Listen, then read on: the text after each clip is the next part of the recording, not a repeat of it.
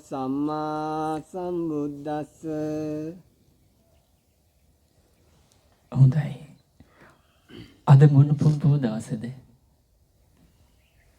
දුරුතු පුන් පොහොය දවසනේ. ඔව්. අපි පොහොය සම්බන්ධයෙන් කතා බස් කිරීමේදී අපිට හිතට එන්නේම වැදගත් දවසක් කියලා. එතකොට වැදගත්කම තියෙන ජීවිතයක තමන්ගේ දැනුගත්කම මත නෙවෙයි. හැබැයි තමන්ගේ හැකියාව මත නෙවෙයි. සමහර අවස්ථාවල දැනුගත්කම මතත් හැකියාවන් මතත් වැදගත්කමක් තියෙනවා. හැබැයි ඒ දැනුගත්කම් වැදගත්කම් දැනුගත් දේ යහපත් දෙයක් නම් ඒ යහපත් දේ තුල ජීවිතේ සංවර කරගෙන නම් ඒ දැනුගත්කම් බොහොම වටිනා දේවල්.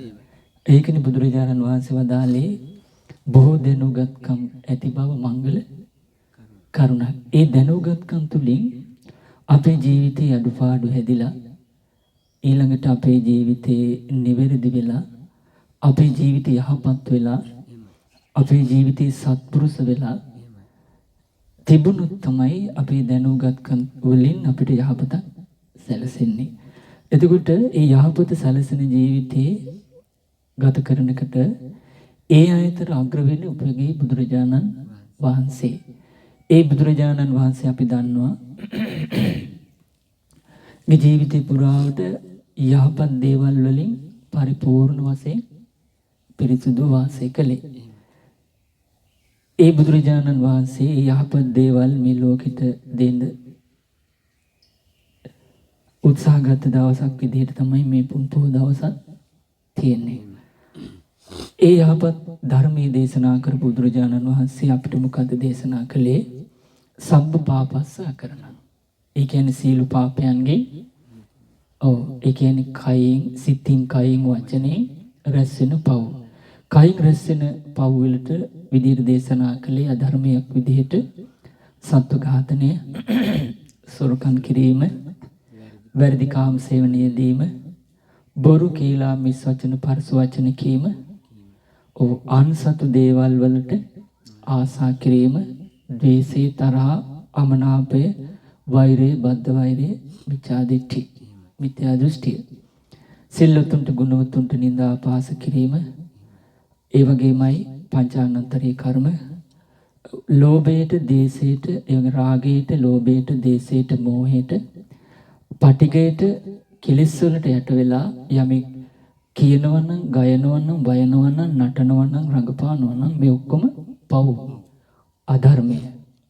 මෙලොව පරලොව ගුණා බැඳි කරත්තේ තමන් පසුපසේ එනකොට ඒ ගුණාට එක පහසුව නැහනේ. එයි ඒකෙන් බරක් තමයි තියෙන්නේ. ඉතින් ගුණාගේ පහසුව තියෙන්නේ බර ඇතුව යනකොටද නැතුව යනකොට. ඒ වගේමයි නැතුව යනකොට ගුණාට කරත්තකුත් නැත්තම් තවත් පහසුයි. ඉතින් මේකදී බුදුරජාණන් වහන්සේ වදාලා පව් කරන සත්වයන්ට බරක් වෙන්නේ තමන් රැස් කරගන්න පාප කර්මෙන්. ඒ පව් කරන්න එපා. සබ්බ පාපස්ස අකරණ කරන්න එපා. කුසලස්ස උපසම්පදා. කුසල් වඩන්ට, කුසල් උපදවා ගන්නට. එතකොට අර පව් කරන්න එපා කියලා වදාලේ මෙලව පරලොව ගුණා බැඳි කරත්තේ යම්සේද දුක තමන් පසුපස එනවා වගේ මෙලව පරලොව මිනිස් ලොව සතර අපා සමාවෙන්ට සතර අපා ඉපදිලා නිරේ තිරිසන් ප්‍රේත ආදී තෙවණු කටුක හමිරි අප්‍රසන්න දුක් විඳින්න සිද්ධ වෙන නිසායි බුදුරජාණන් වහන්සේ පව් කරන්නට එපා කියලා වදාළේ. ඒක තමයි බුදුරජාණන් වහන්සේගේ කරුණාව. සත්වයන් දුක් විඳිනවා කියන කාරණට අකමැති. ඒ දුක් විඳිනවා කියන කාරණේදී බුදුරජාණන් වහන්සේගේ හිතේ ලොකු අනුකම්පාවක්, කරුණාවක් ඇති වෙනවා. ඒ නිසා ඒක තමයි භාග්‍යතුන් වහන්සේගේ කරුණාව. කුසලස්ස උපසම්පදා. කුසල් වඩන්ට කියලා කිව්වේ පින් රැස් වෙනවා, කුසල් වැඩෙනවා. කොහොමද? මොනවාද? සතුන් මැරීමෙන් වැළකීම කුසලයක්. සොරකමින් වැළකීම කුසලයක්. වැරදි කාම සේවනයෙන් වැළකීම කුසලයක්. ඊළඟට බොරු කීලා මිස් වචන පරුස වචනෙන් වැළකීම කුසලයක්. අනුන්ගේ දේට ආසා නොකර ලැබිච්ච දේෙන් සතුට වෙනවා නම් ඒක කුසලයක්. ඊළඟට ද්වේෂයෙන්, තරහින්, අමනාපයෙන්, වෛරයෙන්, බද්ධ වෛරයෙන් තොරව මෛත්‍රී වාසය කරනවා නම් ඒ කියන්නේ අපා දෙපා සිව්පා බොහෝපා සතර දිසාවේ සතර අනු දිසාවේ උඩ යට සරස් කියන සෑම දිසාවකම සිටින තැති ගන්නා වූ තැති නොගන්නා වූ මහා දිග මධ්‍යම කුඩා ඊතා කුඩා දුර ළඟ පේන නොපෙනෙන උපන් නූපන් වශයෙන් යුතු සීල සත්‍යෝ වෛර නැත්තෝ වෙත්වා තරහ නැත්තෝ වෙත්වා ඊර්ෂ්‍යා නැත්තෝ වෙත්වා දුක් පීඩා නැත්තෝ වෙත්වා සුවසේ ජීවත් වෙත්වා සාන්ත නිවනටපත් වෙත්වා කියලා හිතනවා නම් ඒක කුසලයක්. ද්වේෂේ ප්‍රහාණයට. ඊළඟ සම්මාදිට්ඨියෙන් යුක්ත බව. සම්මාදිට්ඨියෙන් යුක්ත බව. දැන් කලින් මිත්‍යා දෘෂ්ටිනේ අකුසලයක් උනේ. සම්මාදිට්ඨියෙන් යුක්ත බව. ඒ කියන්නේ යාට හොඳ නරක පින්පව් ගැන වැටහීමක්, කර්ම කර්මඵල වැටහීමක්, තේරුම් ගැනීමක්, විශ්වාසයක් තියෙනවා. ඒ කියන්නේ එයා පිළිගන්නවා හොඳ නරක කියලා දෙයක් ලෝකේ තියෙනවා. පින්පව් කියලා දෙයක්, යහපත අයහපත කියලා දෙයක් තියෙනවා. කර්ම කර්මඵල කියලා දෙයක් තියෙනවා. ඊළඟට විශේෂයෙන් සැලකිතු අම්මා තාත්තා කියලා කෙනෙක් ඉන්නවා. හොඳ කළොත් හොඳ, නරක කළොත් නරක කියලා පිළිගන්නවා. මෙලොවක් තියෙනවා, පරලොවක් තියෙනවා. යහපත් දෙයක් කළොත් යහපත් විපාක, නපුරු දෙයක් නරක දෙයක් කළොත් නරක අයහපත් විපාක කියලා පිළිගන්නවා. ඒ වගේම පව් කළොත් දුගතිය උපදීලා දුක් විඳින්න වෙනවා කියලා පිළිගන්නවා. පින් කළොත් කුසල් කළොත් සුගතිය ඉපදිලා සැප ලබන්න පුළුවන් කියලා පිළිගන්නවා. මේ ගැන ජීවිතය යථාර්ථය අවබෝධ කරලා ධර්මයේ කියා දුන්නේ කියා දෙන ශ්‍රමණ බ්‍රාහ්මණයන් ඉන්නවා කියලා පිළිගන්නවා. සම්මා දිට්ඨියෙන්. ඒවා කුසල්. කුසලස්ස උපසම්පදා. එහෙනම් මේ වගේ රැස් වෙන්නේ පින්. ඊළඟට කුසල්. ඒත් එක්ක තමන්ගේ පස්සේ ඒ රැස් වෙන පිනෙන් කුසලයෙන් බුදුරජාණන් වහන්සේ වදාළේ තමන් පසුපස එන සෙවණැල්ල වගේ. දැන් සෙවණැල්ල බරක් නෑනේ. සෙවණැල්ල බරක් නෑ. තමන් පසුපස අන්නේ වගේ මෙන් රැස් වෙන පිනෙන් කුසලයෙන් මෙලොව පරලොව සසරේ තමන්ට කිසිම පීඩාවක්, කරදරයක්, දුකක් නැති විදිහට සෙවණැල්ල වගේ අර පින ඇවිල්ලා ඉස්සරහට ඇවිල්ලා තමන්ට මනුස්ස ලෝකේ සප විපාක සලසනවා. දෙවියන් බඹුන් අතර සසරේ ඉපදිලා යහපත සැපය සලසනවා. කුසලස්ස උපසම්පදා. ඒ සැපේ කැමති බව ඒ සඳහා ධර්මයේ කියා දීම බුදුරජාණන් වහන්සේගේ මෛත්‍රියයි. සබ්බ පාපස්සකරණං කියලා වදාළේ පව් කිරීම තුළ මෙලොව පරලොව දුක් විඳින්න සිද්ධ වෙනවා. එතන භාග්‍යතුන් වහන්සේගේ කරුණාව මිශ්‍රිතයි. කුසලස්ස උපසම්පදා කුසල් වඩන්න කියලා වදාළේ ඒත් එක්ක පින් රැස් වෙලා මෙලොව පරලොව සැපේ සැලසෙනවා. සැපේ කැමති බව මෛත්‍රියයි. එතකොට බුද්ධ ශාසනයේ පදනම බුදුරජාණන් වහන්සේ නුවණැති දෙව් මිනිසුන්ට ධර්මය කියා දෙන ධර්මයේ පදනම තමයි මෛත්‍රිය, කරුණාව. කුතෙක්ද සචිත්ත පරියුතපනං.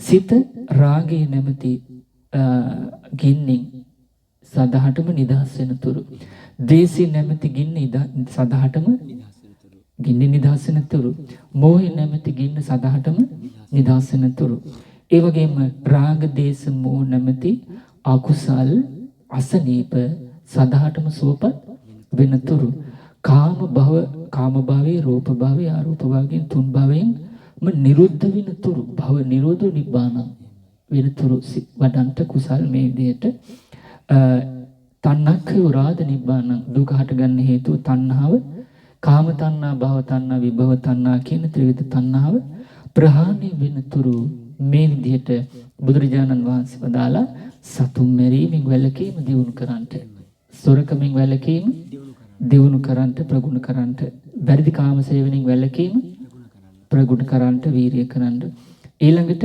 බොරු කීලා මිස් වචන පරුස වචනෙන් වැළකීම පුරුදු කරන්නට, අනුන්ගේ දේට ආසා නොකර ලැබිච්ච දේෙන් සතුටු වීම දියුණු කරන්නට, ඒ වගේම මෛත්‍රිය පුරුදු කරන්නට, ඒ වගේම සම්මාදිට්ඨිය පුරුදු කරන්නට කියලා බුදුරජාණන් වහන්සේ වදාළා.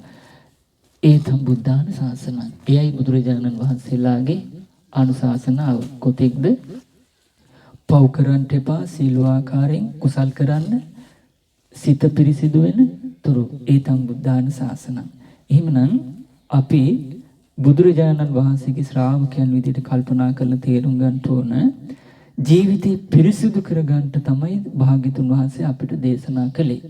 මොකද රාගයෙන්, ලෝභයෙන්, දේශයෙන්, මෝහයෙන්, ගැටීමෙන්, ඒ වගේම යම් තාක් අකුසල් ඇද්ද, ඒ අකුසල් වලින් හිත ප්‍රහාණය කරලා හිත පිරිසිදු කරගන්න තමයි අපිට ධර්මයේ දේශනා කළේ. මොකද භාග්‍යතුන් වහන්සේ පිරිසිදු ජීවිතයක් නේ ගත කළේ.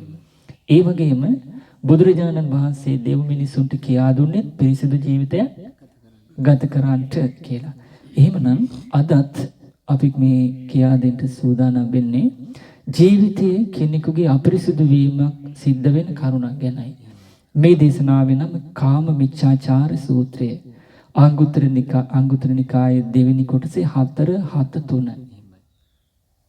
මේකෙදි බුදුරජාණන් වහන්සේ වදාළා, පින්වත් මහණෙනි, මේ 4 කරුණෙන් යුක්ත වූ තැනැත්තා, ඒ කියන්නේ කරුණු 4ක් තියෙනවා.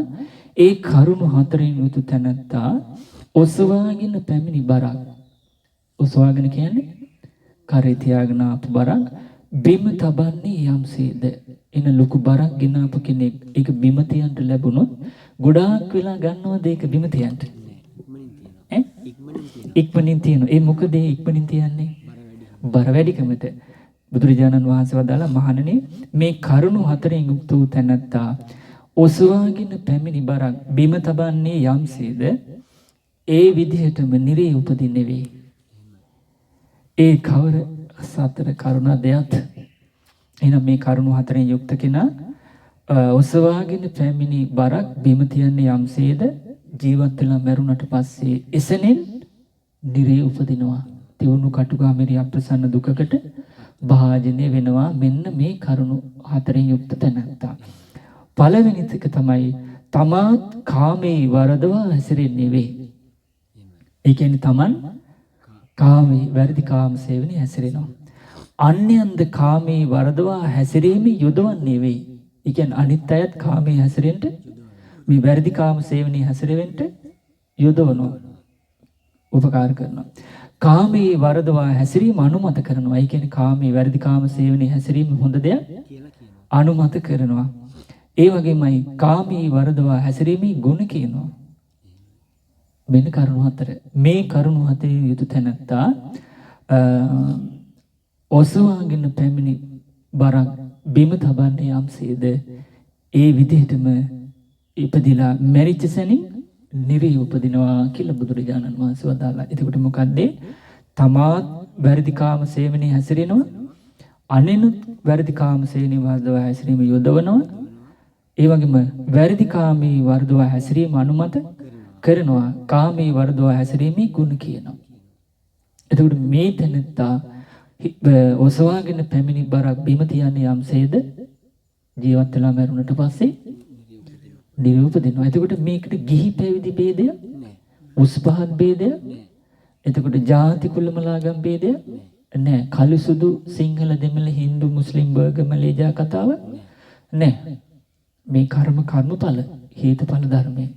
එතකොට මේක සියලු දෙනාටම පිළිගත්තත් නැතත් සත්‍ය මේකයි. ඇදහුවත් නැතත් මේක ලෝකයේ තියෙන සත්‍යයි. නේද? එතකොට අපි සාමාන්‍ය ජාති කුලමල ආගම් ભેදයකින් තොරව කාගෙන් හරි මෙහෙමවොත් ඔබ ඇත්තටද කැමති බොරුවටද කියලා මොකද්ද දෙන උත්තරේ? ඇත්තට කියලා කියනවා. එතකොට සත්‍යයටද අසත්‍යයටද ඔබ කැමති කියලා ඇහුවොත් මොකද්ද දෙන උත්තරේ? සත්‍යයට. ඒ සත්‍ය තුල තමයි සැප තියෙන්නේ. අසත්‍ය තුල නෙමෙයි. එතකොට බොරුව තුල තමයි දුක තියෙන්නේ. ඇත්ත තුල තමයි සැප. එතකොට ඒකට ජාති කුලමලාගම් ભેදයක් තියෙනවද? නැහැ. එහෙමනම් අපිට බොරුව මොකද්ද ඇත්ත මොකද්ද කියලා අවබෝධයෙන් යුතු ශාස්ත්‍රවර වහන්සේ නමකගේ ධර්මයේ අහන්න ලැබෙන්න ඕනේ. සත්‍ය මොකද්ද අසත්‍ය මොකද්ද කියලා අපිට සත්‍ය අසත්‍ය අවබෝධ කරපු ශාස්ත්‍රඥ වහන්සේ නමකගේ ධර්මයේ ඇහෙන්න ඕනේ. එතකොට තමයි අපිට මේ වෙනසේ තියෙන පහසු අපහසුව දුක සැප තේරුම් අරගෙන සැපේ කැමති කෙනෙක් විදිහට බොරුවෙන් මිදලා ඇත්තට එන්න පුළුවන්. දුක උපද්දවන අසත්‍යෙන් මිදලා සත්‍යට එන්න පුළුවන්. නේද? ඉතින් ඒ නිසා සත්‍ය උත්තර වෙන්නේ සත්‍යවාදී වූ බුදුරජාණන් වහන්සේ. ඒ සත්‍යවාදී වූ සැපේ සලසන බුදුරජාණන් වහන්සේ දේශනා කරපු සත්‍ය වූ ධර්මයක් තමයි අපි අද කතා කරන්නේ. මොකද්ද? මේ තමාත් වැරදි කාම සේවනයේ හැසිරෙනවා. අනිනුත් වැරදි කාම සේවනයේ හැසිරවනවා. කාමී වැරදි කාම සේවනයේ හැසිරීම අනුමත කරනවා. වැරදි කාම සේවනයේ හැසිරීමේ ගුණ කියනවා. එතකොට මේ තැනත්තා රැස් කරගන්නේ පින්ද පවුද? මේ ඔක්කොම පව් අකුසල්. ඒව සත්‍යයක්. රැස් කරගන්නේ පින්ද පවුද? පව්. ඒව සත්‍යයක්.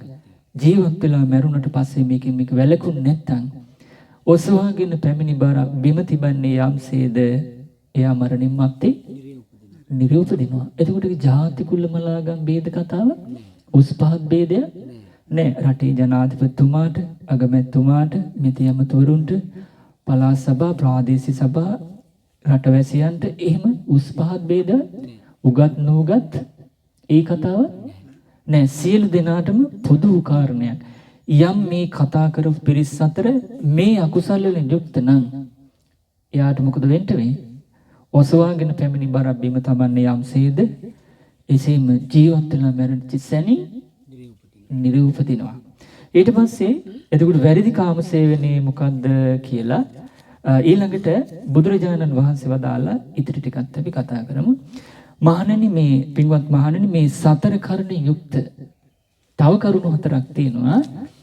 ඒ කරුණු හතරෙන් යුක්ත තැනැත්තා ඔසවාගෙන පැමිණි බරක් බිම තබන්නේ යම්සේද මරණින් මත්තේ සුගතිය උපදිනවා. අරුපමාවමයි. තේරෙනවනේ? මරණින් මත්තේ සුගතියේ උපදිනවා. මිනිස් ලොව දෙවියන් අතර උපදිනවා.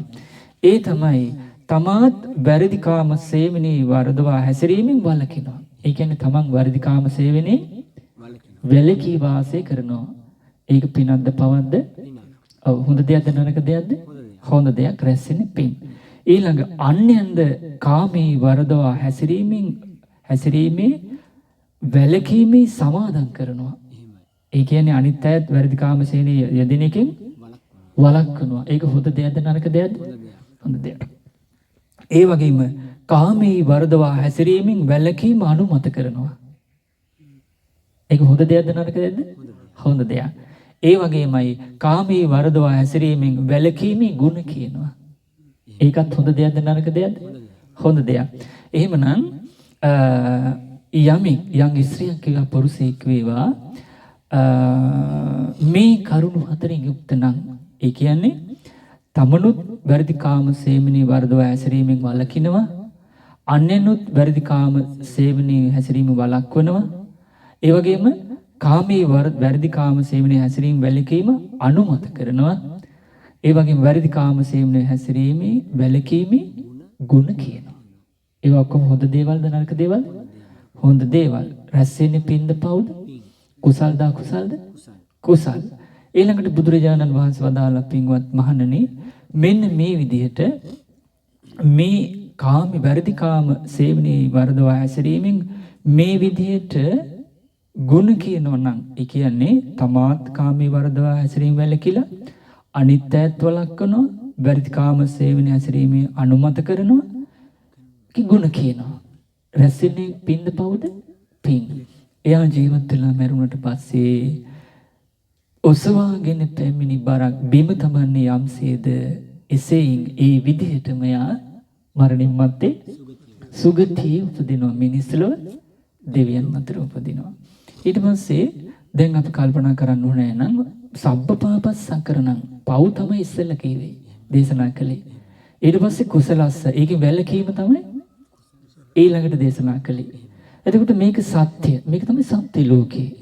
එතකොට මේ විදිහට අපි තේරුම් ගන්නට දක්ෂ වුණොත් සත්‍ය මේ සත්‍ය වූ ධර්මය ගැන අපිට පැහැදීමක් තියෙනවා නම් ඒ පැහැදීමට අනුව සංවර වෙනවා නම් එයා අසත්‍ය තුල උපදවන දුක ඒ කියන්නේ පෞරස්සලා දුක උපද්දවන මෙලොව පරලෝ යා දුරු කරනවද නැද්ද?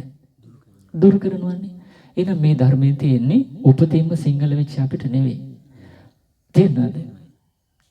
අපිට සිංහල කියලා අයිතියක් තියෙන බුදුරජාණන් වහන්සේගේ ධර්මය අපේ ඉස්ලාම අපේ ජාතිය ආරම්භය බුදුරජාණන් වහන්සේගේ පිරිනුවන් පෑමත් එක්ක ධර්මයත් එක්ක තියෙන. ඒ නිසා අපිට විශාල අයිතියක් තියෙනවා. ඒක හරි.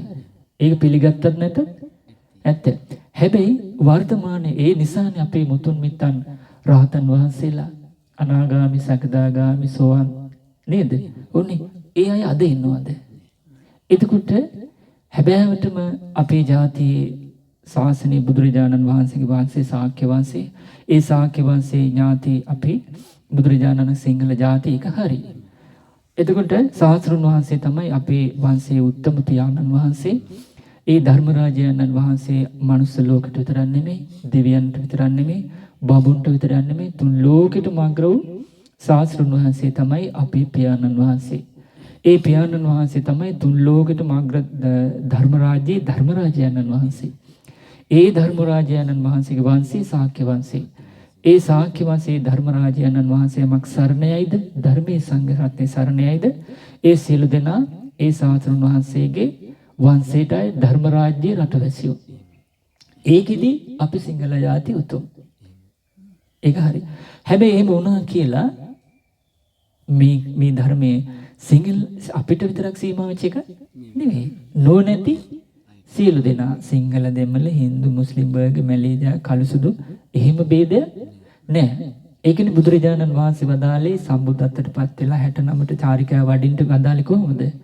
මේ ධර්මයේ කියා දෙනකොට තේරෙන අය පිරිස අතරේ ඉන්නවා.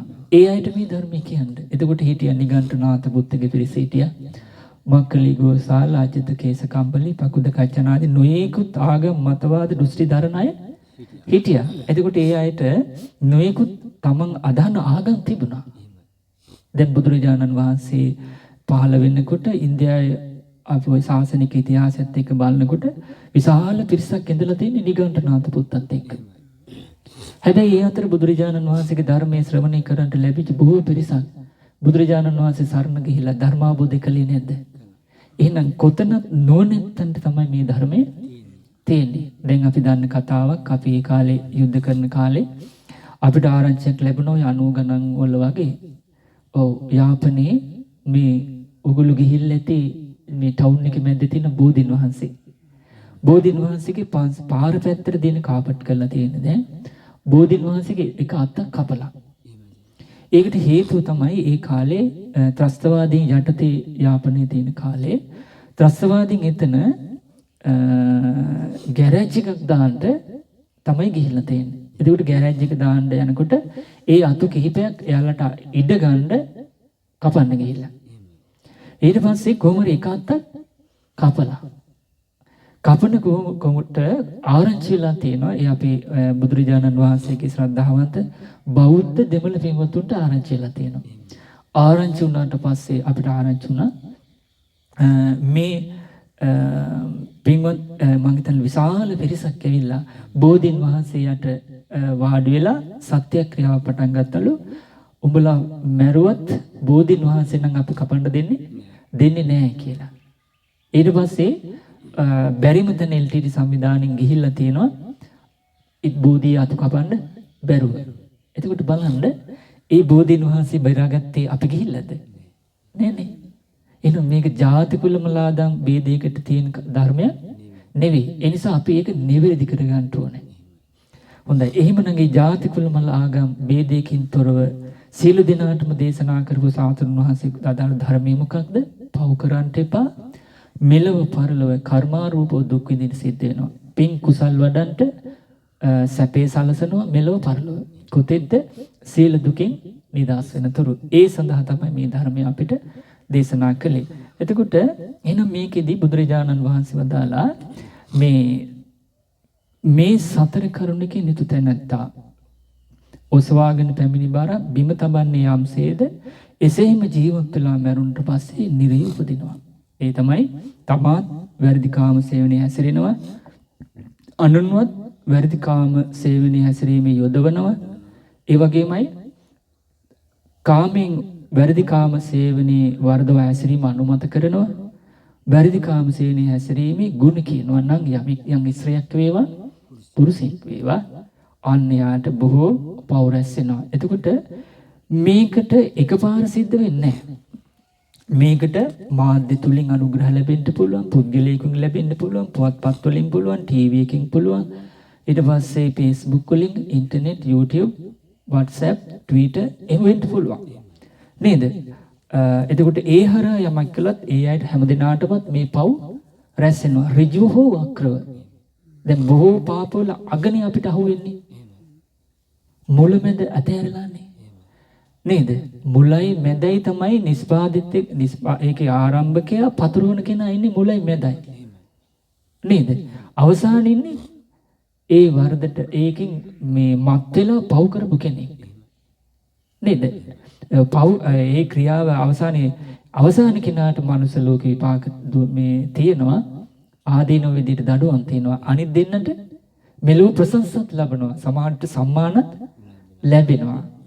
හැබැයි මුල මැද ඉන්න දෙන්නට කර්මයෙන් නම් බේරුම මරණින් මත්තේ ඒ සියලු දෙනාටම අවසවාගෙන පැමිණි බර බිම තබන්නේ යම්සේද නිරේ ඉපදිලා දුක් විඳින්න සිද්ධ වෙනවා. මොකද තමාත් කාමයේ වරදවා හැසිරීමට ඍජුව හෝ වක්‍රව අනුබල දෙනවා නම් අන්‍යයන්ද කාමයේ වරදවා හැසිරීමට යොදවීමට ඍජුව හෝ වක්‍රව අනුබල දෙනවා නම් කියනවා නම් කරනවා නම් හිතනවා නම් වැරදි කාම සේවනයේ වර්ධව හැසිරීම ඍජුව හෝ වක්‍රව අනුමත කරනවා නම් වැරදි කාම සේවනයේ හැසිරීමේ ගුණ කියනවා නම් දැන් මේ මාධ්‍ය තුල හරියට කෙරෙනවනේ. හරියට කෙරෙනවනේ. නේද? එහෙම නැත්තම් ඒ නාට්‍ය ඒ චිත්‍රපටි වල රහකුත් නෑ බලන්නෙත් නෑ. ඒ කුණු නැත්තම්. එතකොට මුලින් මැදයි පිරිස කුණු වෙලා නිසා තමයි අග කෙනෙක් විඳවන්ට ඉන්නේ. නේද? එතකොට ඒ විදිහට දෙපැත්තටම පව් රැස් වෙනවා. එතකොට බුදුරජාණන් වහන්සේ වදාළනේ වැරදි කාම සේවනයේ වෙන්නේ කොහොමද කියලානේ. කොහොමද? බුදුරජාණන් වහන්සේ වදාලා වැරදි කාම සේවනයේ යෙදෙනවා කියලා කියන්නේ මෙන්න මේකයි.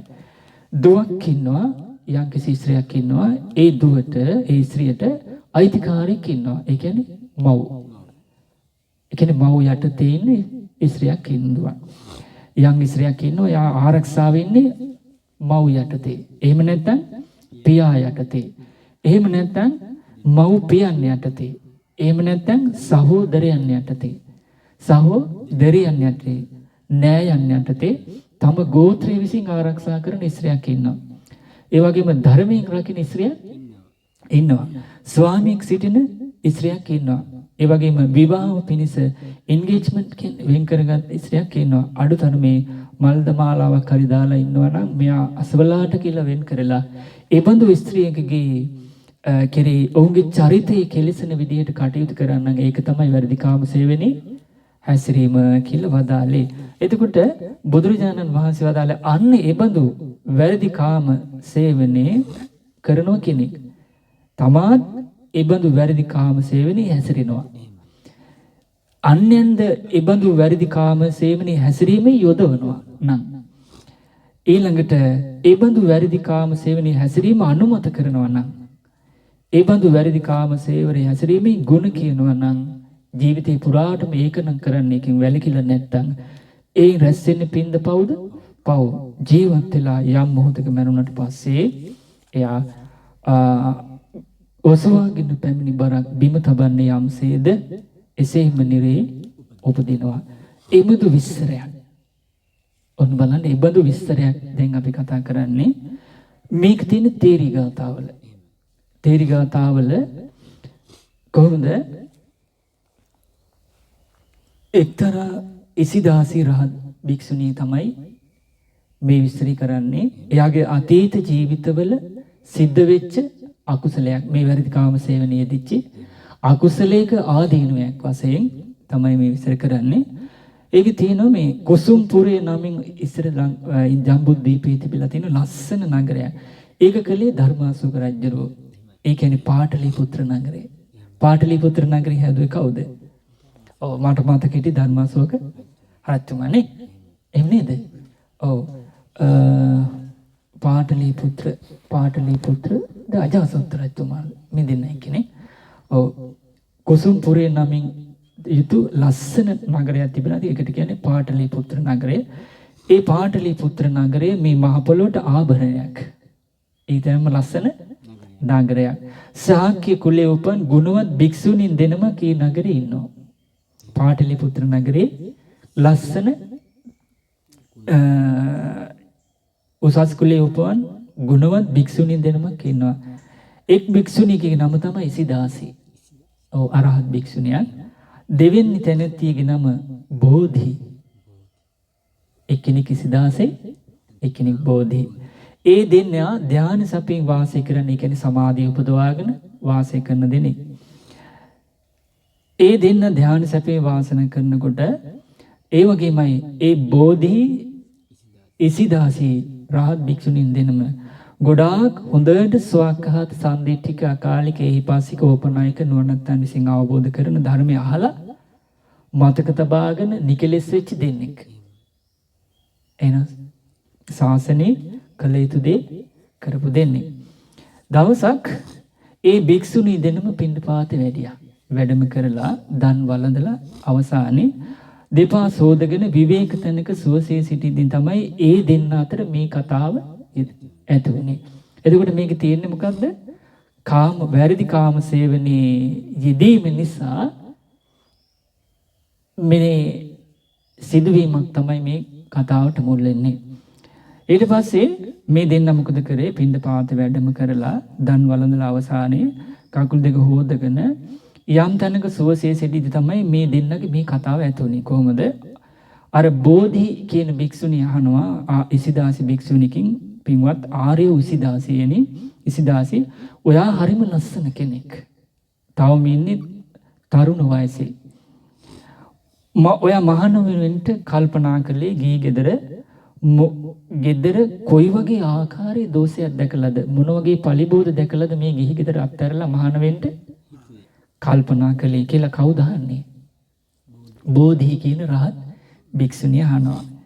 ඊට පස්සේ මේ සාමාන්‍ය එහෙනම් ගිහි ගෙදර ඔන්න නම් අතාරින්න කාරණා තියෙන්න ඕනේ නේද? දැන් ගොඩාක් වර්තමානයේ නම් කාන්තාවන්ට ආර්ය වූ පැවිද්දක් නැතත් දසසිල් මාතාවන් හරි වෙලා ඉන්නවනේ.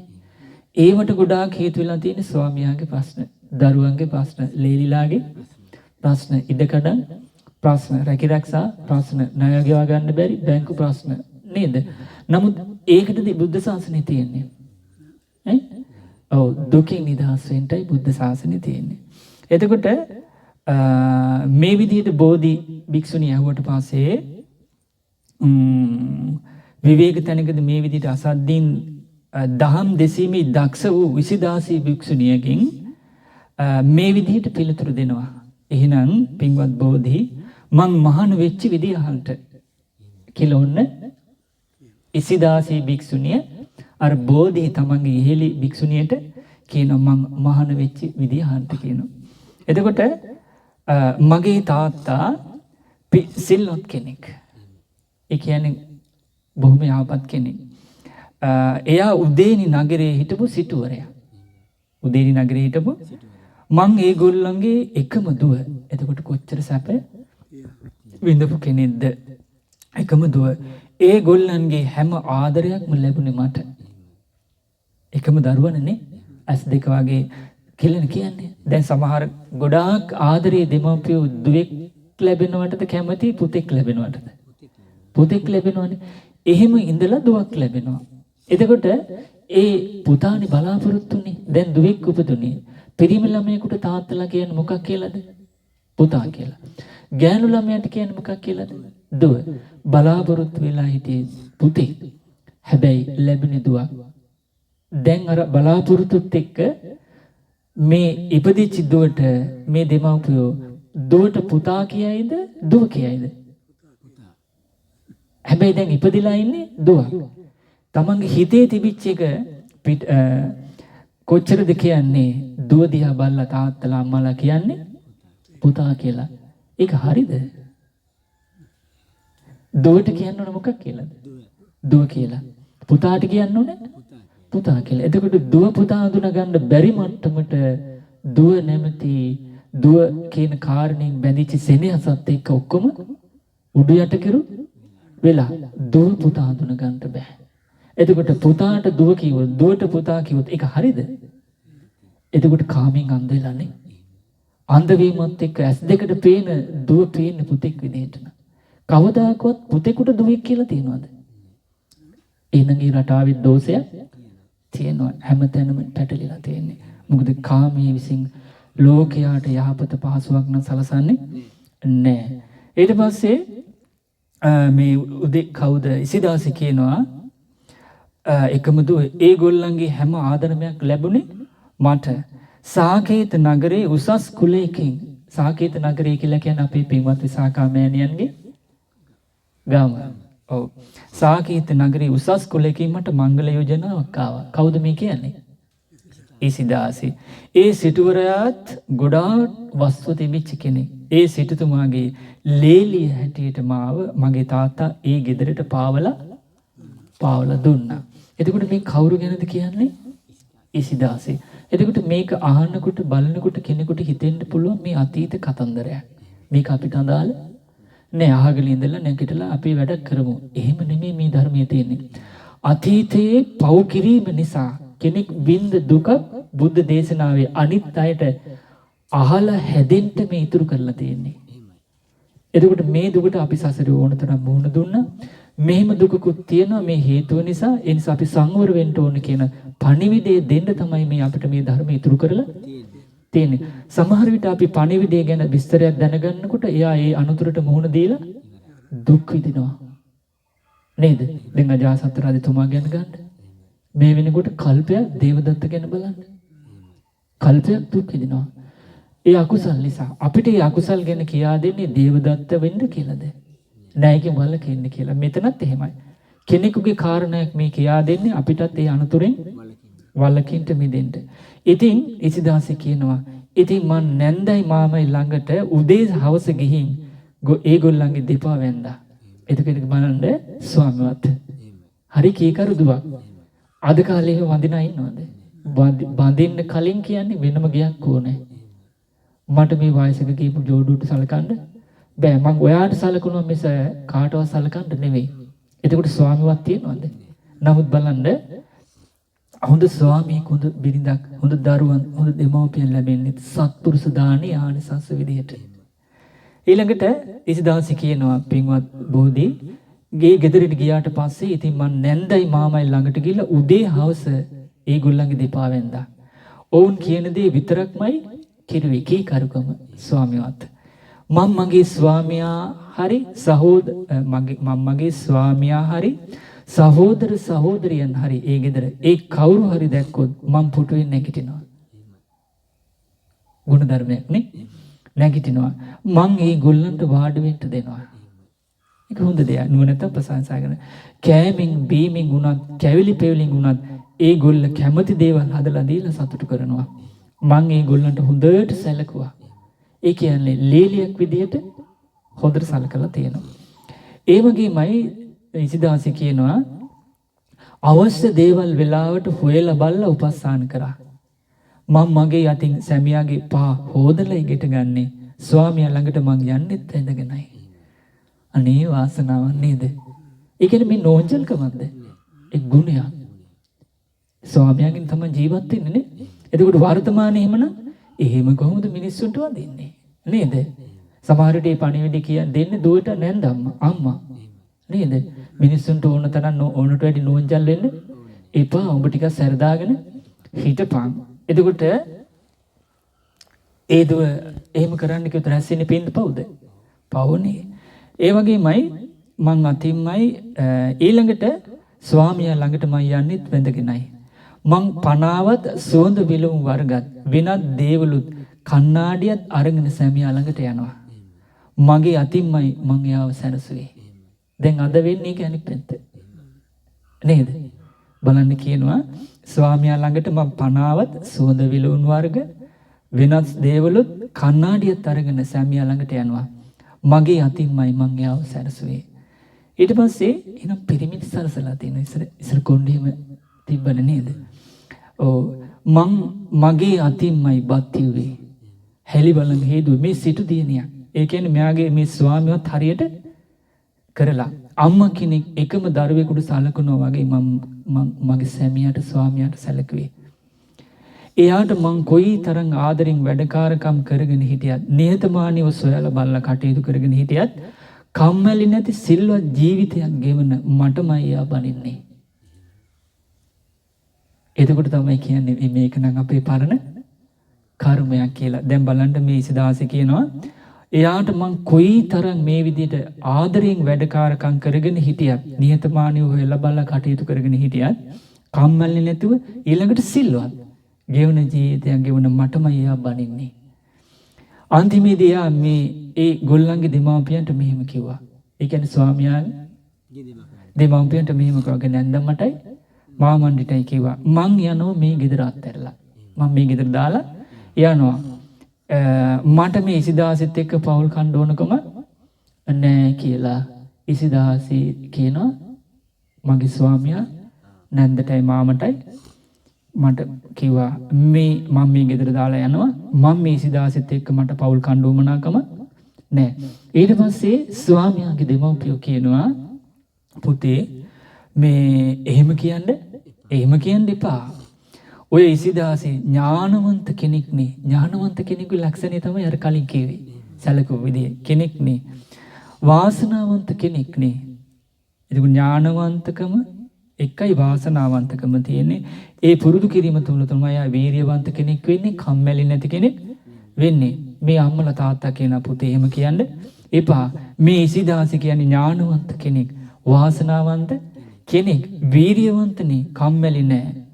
ඉතින් පුතේ ඔයා මොකද මේ ඉසිදාසින මේ තරම් අකමැති? දැන් ඉන්න බෑ, දාලා යනවා නම් හේතුවක් තියෙන්න බෑ. දෙමාපිය අහනවා. ඊට පස්සේ ස්වාමියා කියනවා, ඉසිදාසිගේ ස්වාමියා කියනවා, ඔව් ඇයි මට වරදක් කළේ නෑ. ඒක ඇත්ත. නමුත් අම්මේ මට ඉසිදාසිත් එක්ක ඉන්න උවමනාකම නෑ. පෞල් ජීවිතයක් ගත කරන්න උවමනාවක් නෑ. මේ මට අප්පිරියයි. මට ඇගෙන් වැඩක් නෑ. මෙයාගෙන් අත මටක් නෑ. මං එහෙම ඕගොල්ලොන්ටත් නොකියාම මේ ගෙදර යන්න යනවා. කියලා කවුද මේ කියන්නේ? ඉසිදාසිගේ ස්වාමියා. ඊට පස්සේ නන්දම්මයි මාමයි එයාගේ වචනේ පිළිගත්තා. එහෙනම් ඉතින් කරන්න දෙයක් කියලා කාගේද? ඉසිදාසිගේද පුතාගේද? පුතාගේ කියලා. ඉතින් ඒගොල්ල මගෙන් ඇහුවා දරුවෝ ඔයා මොකද්ද අපේ පුතාට කරු වැරද්ද? සැක නැතුව කියන්න කිව්වා. මේ නන්දම්මයි මාමණ්ඩි අහනවා. ඊට පස්සේ කියනවා අම්මේ මං එයාට කිසිම වරදක් කළේ නෑ, හිංසාවක් කළේ නෑ, වැරදි වචනයක්වත් මං කියලා නෑ. ඊට පස්සේ මේ ඉසිදාසි කියනවා අර බෝධි භික්ෂුණියට කියනවා ඉතින් ඒ නිසා පින්වත් ආර්යාවනි මේ තරම් මාත් එක්ක තරහා ආනේ ඉසිදාසිට මේ ආර්යාවට නෙමෙයි කියන්නේ, බෝධි භික්ෂුණියට නෙමෙයි කියන්නේ. කාටද?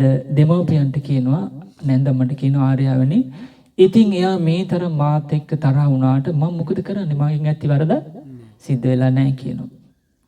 ඊට පස්සේ නැන්දම්මයි තාත්තයි කියනවා අනේ අපේ පුතාව රැක බලාගෙන හිටිය ලස්සන ලක්ෂ්මීව අපේ පවුලට නැති වුණා. එහෙනම් දෙමව්පියෝ දන්නවා මෙයාගේ වටිනාකම කියලා. ඒ දෙමව්පියන් මාව ආයෙමත් අපේ තාත්තා ළඟට ඒකගෙන ආවා. එතකොට මේක සපන්ද දුකද? පෞල් ජීවිතය අසාර්ථක වුණා. ඒ මතයි මගේ තාත්තා ඊළඟට මොකද කෙලිපන් ගෙදර ඉන්නකොට අපට වඩා බඳු ආදායම් භාගයක් ලැබෙන ධනවත් පවුලකට මාව බඳලා දුන්නා දෙවෙනි දීගේ. මේ සිටු දිනියා එදා වෙල කන්න නැති කෙනෙක් නෙමෙයි, සසරේ පින් කරපු කෙනෙක් නේ. ආදායම් අඩු පවුලකට බඳුලුණා. මාසෙයි මං ඒ ගෙදර හිටියේ. ඒ විවාහ ජීවිතෙත් ඒ ගෙදර මාසයක් විතර ඉන්නකොට මං කීකරු 16ක් වගේ ස්වාමියාට ඒ ඥාති අම්මා තාත්තට සහෝදර ඥාති මිත්‍රාට උපස්ථාන කරද්දී ඒ අයට ද්‍රෝහිකම් නොකරද්දී මම සිල්වත්ව සිටිද්දී ඒ ගෙදරින් මාව අයින් කළා. ඒ පෞල් ජීවිතෙත් අසාර්ථකයි. එතකොට ඉසිදාසි ඒ මුල් කරගෙන වින්දේ සැපද දුකද? දුක. අන්තිමේදී මගේ තාත්තා දැන් මං ගෙදර ආවා. ඇවිල්ලා මේ විදිහට කාලයක් ඉන්නකොට අපේ තාත්තා මොකද කළේ? අන්තිමේදී අපේ ගෙදර සිගමනේ ඇවිදගෙන යන ඉඳුල් කකා ජීවත් වෙලා ඉන්න මිනිස්සෙක් එක්කගෙන ආවා. ඒ කියන්නේ හිඟන්නෙක්. ඒකට පිරිමියෙක්. ඔව් ඉස්කෝලේ තාත්තා නැගිටින්න ඕනේ. මිනිහෙක් එක්කගෙන ආවා. කවුද ආගෙන ආවේ?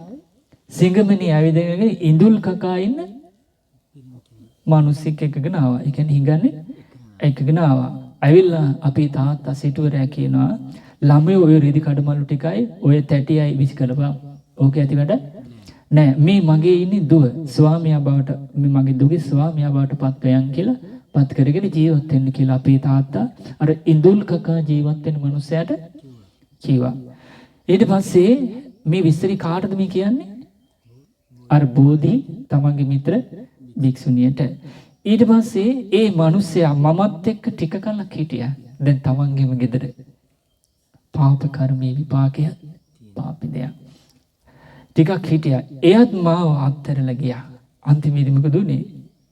එයත් අර ඉඳුල් කකා ඉඳපු මිනිස්සයාට ගෙදර ගෙනල්ලා කවලා පොවලා සලකගෙන ඉන්නකොට එයත් මාව අත්හැරලා ගියා. මොකද ගියේ කොහොමද ගියේ? එයා යන දවසේ තාත්තට මෙහෙම කිව්වා. අර හිඟන මිනිස්සයා කිව්වා මගේ අර රෙදි කඩ මල්ලයි මගේ තැටියයි මට මාමණ්ඩි මං මේ ගෙදරට හිඟා කාගෙන එනකොට ගෙනාපු වර මගේ රෙදි කඩ මල්ලයි මගේ තැටියයි මට අපව ඕන. ඒයි කියලා අහනවා. මං ආයෙමත් හිඟා ගන්න පටන් ගන්නවා. හිඟා ගන්නවා. එතකොට අම්මයි තාත්තයි එයාට මෙහෙම කිව්වා. මේ ගෙදරින් ඔයාට මොනවද ලැබෙන්නේ නැත්තේ? ඕන දෙයක් කියන්න අපි හරි ගසලා දෙන්නම් කියලා අම්මයි තාත්තයි කිව්වා. එහෙම කියද්දි එයා මෙන්න මෙහෙමයි කිව්වේ. නෑ මට ජීවත් වෙන්න තාම හයිය ආයෙ තියෙනවා. මට මේ ඉසිදාසිකින් වැඩක් නෑ. මට ඉසිදාසිත් එක්ක පවුල් කන්න ඕනකම නෑ. පවුල් කන්න ඕනකම නෑ. ඒ ඉඳුල් කන මිනිස්සයත් මාව දාලා ගියා. මං තනියම හිතන්න පටන් ගත්තා. එක්කෝ මං කාටවත් නොකිය දිවි නසා ගන්නවා, එක්කෝ මං මහාන වෙනවා. දැන් මේ දරුවට ඒ පෞල් ජීවිතෙත් එපා වුණා. හැබැයි ගෙවල් දොරවල් මිල මුදල් යාන වාහන භවභෝග සැප සම්පත් හරක බාන රන් රිදී කෙත්වත් වල අඩුවක් තියනවාද? ඒ උන්ට එකම කර්මයක්, ඒ කියන්නේ දාණයෙන් අඩුවක් නෑ. ලස්සනයි නේද? සිල් ප්‍රගල සිටු පවුලේ. ඒ වුණාට ඒ අතර වෙච්ච අකුසලයක් අසේ බරපතල විදියට කැරකෙනවනේ. නේද? ඒක නේද මේ ජීවිතේ පවුල් ගිහි ගෙදර පවුල් ජීවිතයක් අසාර්ථකයි කියලා කියන්නේ ජීවිතේ සාර්ථකත්වයක් ලබන්න තියෙන මූලික පදනම දෙදරලා යනවා කියන එකනේ. පවුල් ජීවිතේ අසාර්ථකයි කියන්නේ ඉන් එහාට දෙයක් දියුණුවක් කරා යන්න තියෙන පරිසරය සම්පූර්ණ නැති වෙනවනේ. නේද? ඊට පස්සේ මේ ඉසිදාසි කියනවා මං තනියම හිතන්න පටන් ගත්තා. එක්කෝ මං කාටවත් නොකිය දිවිනසා ගන්නවා. ඒ කියන්නේ ඒ දුක ඇයි විවාහ වෙන කෙනා තමන්ව දාලා යන භෝග සම්පත්තිය අඩුවක්ද? මිල මුදල් වල අඩුවක්ද?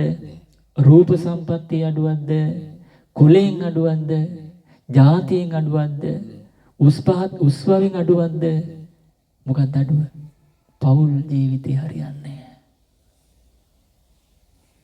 ඒ මුල් කරගෙන ලොකු දුකක් ජීවිතේ ප්‍රධානම දුක දැන් ඒක නේද? ඒ දුක විඳිනවා. මොකක් හරි හේතුවක් තියෙන්න ඕනේ.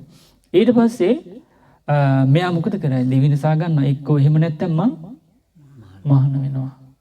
එහෙනම් එයාට මහාන වෙන්න පරිසරයක් තියෙනවා. මොකද පෞල් ජීවිතේ අසාර්ථකත්වය. ඊට පස්සේ විනය බෝධි භික්ෂුණීට කියනවා ඉස්දාසි විනයදර බහුශ්‍රූත සිල්වත් භික්ෂුණියක් හිටියා. මෙයා දන්න හිටියා ආර්ය වූ ඒ ජිනදත්තා භික්ෂුණිය. මොකද නම? ජිනදත්තා භික්ෂුණිය පිණ්ඩපාතේ වඩින ගමන් අපේ ගෙදරටත් වැඩියා. එතුමිය දැකලා අපි සිටි ආසනෙන් වාඩි වෙන්න පිළියෙල කළා. ඒ කියන්නේ මෙයා හිටපු ආසනෙ නැගිටලා එතුමියට ආසනයක් පිළියෙල කරලා දුන්නා. එතන ඉඳගත්ත මේ භික්ෂුණිගේ දෙපා වැළඳ වැඳලා දානි පූජා කරගත්තා. ඒ කියන්නේ මේ ජිනදත්තා භික්ෂුණියට ඉසිදාසි දානේ වන්දනාමාන කළ දානි පූජා කරා. දන් පෙන්වලුනුත් කැවිලි පෙන්නුත් ඇල්ට සැලකුවා පූජා කරා. ඊට පස්සේ ඒ ජිනදත්තා භික්ෂුණිය ළඟට ගිහිල්ලා වන්දනා කළා කියනවා කවුද ඉසිදාසි ආර්යාවනි මාත් කැමති මහාන වෙන්න. එන දුකක් තියෙනවා ඒ දුකේ නිදහස වෙන තැම පැවිද්ද කියලා මේ දරුවට රහතන් වහන්සේලා යෝගේනේ. බුදුරජාණන් වහන්සේ වෙන්නේ නේද? ඉව තියෙනවනේ දුක නැති මෙතනයි කියලා. මේ මගෙන් තමයි යන්න තියෙන්නේ කියලා. එතකොට තාත්තා මට මෙහෙම කිව්වා.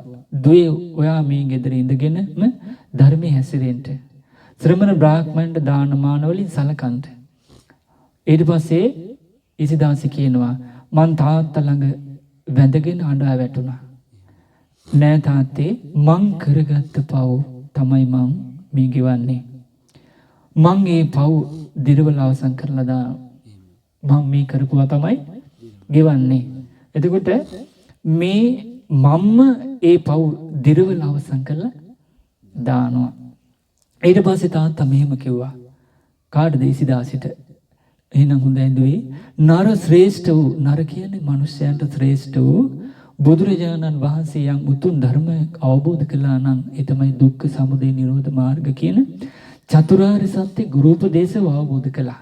අවබෝධ කරලා රාග දේශ මොහ නැමැති අකුසල් ඉතුරුනතු ප්‍රහාණය කරලා උතුම් වූ නිකලෙස් රහතන් වහන්සේ නම බවට පත් වුණා.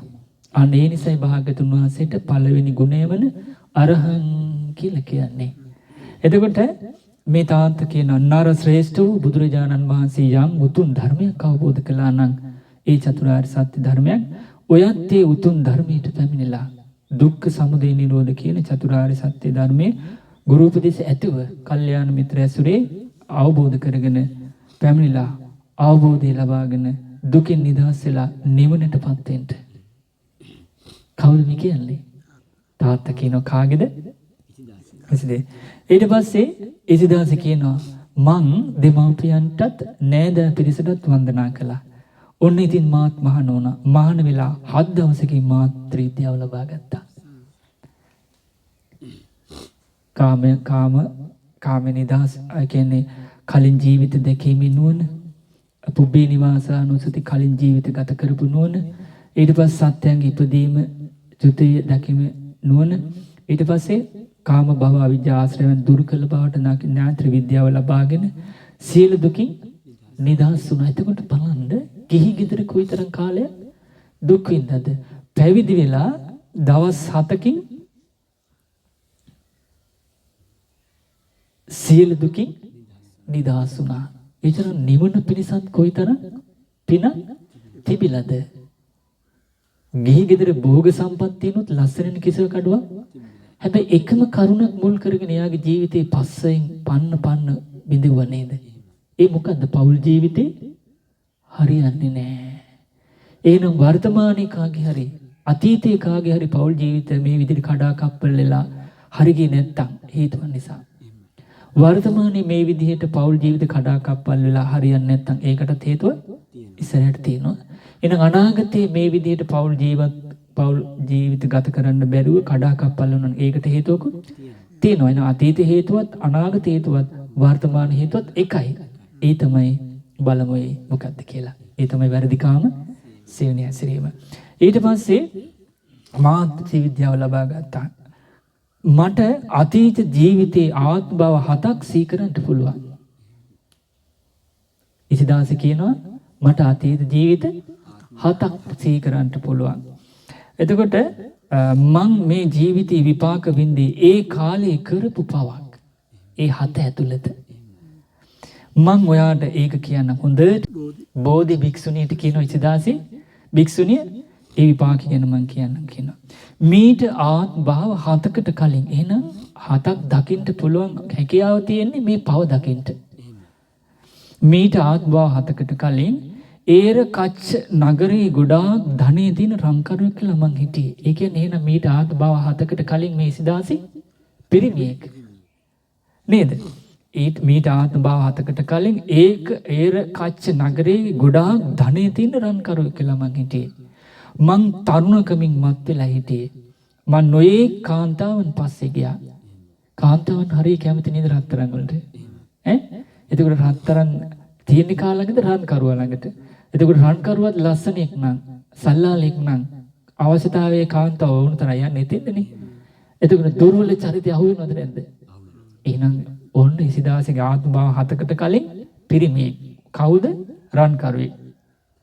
මන් නොයේ කාන්තාවන් පස්සේ ගියා. ඒ කියන්නේ වැරදි කාම සේවනේ යෙදුනා. දැන් අර අයිතිකාරයෝ ඉන්න කාන්තාවන් එක්කනේ මේ අනාචාරය හැසිරුනේ. ඒ මුල් කරගෙන බොහෝ පව් රැස් කරගත්තා. ඊට පස්සේ ගියා මනුස්ස ලෝකේ. ඊට පස්සේ මම ඒ ආත්මභාවයකට කලින් ඒරකච්ච නගරේ ගොඩාක් ධනිය තියෙන රංකරුවෙක් කියලා හිටිය මම තරුණකමින් මත් වෙලා වැරදි කාම සේවනයෙන් නොයෙකුත් කාන්තාවන් නැසුරු කළා. නොයෙකුත් කාන්තාවන් පස්සේ ගියාට පස්සේ ඒ ජීවිතය ගත කරලා මනුස්ස ලෝකෙන් කෙලින්ම චුත වෙලා ඉපදුනේ නිරේ.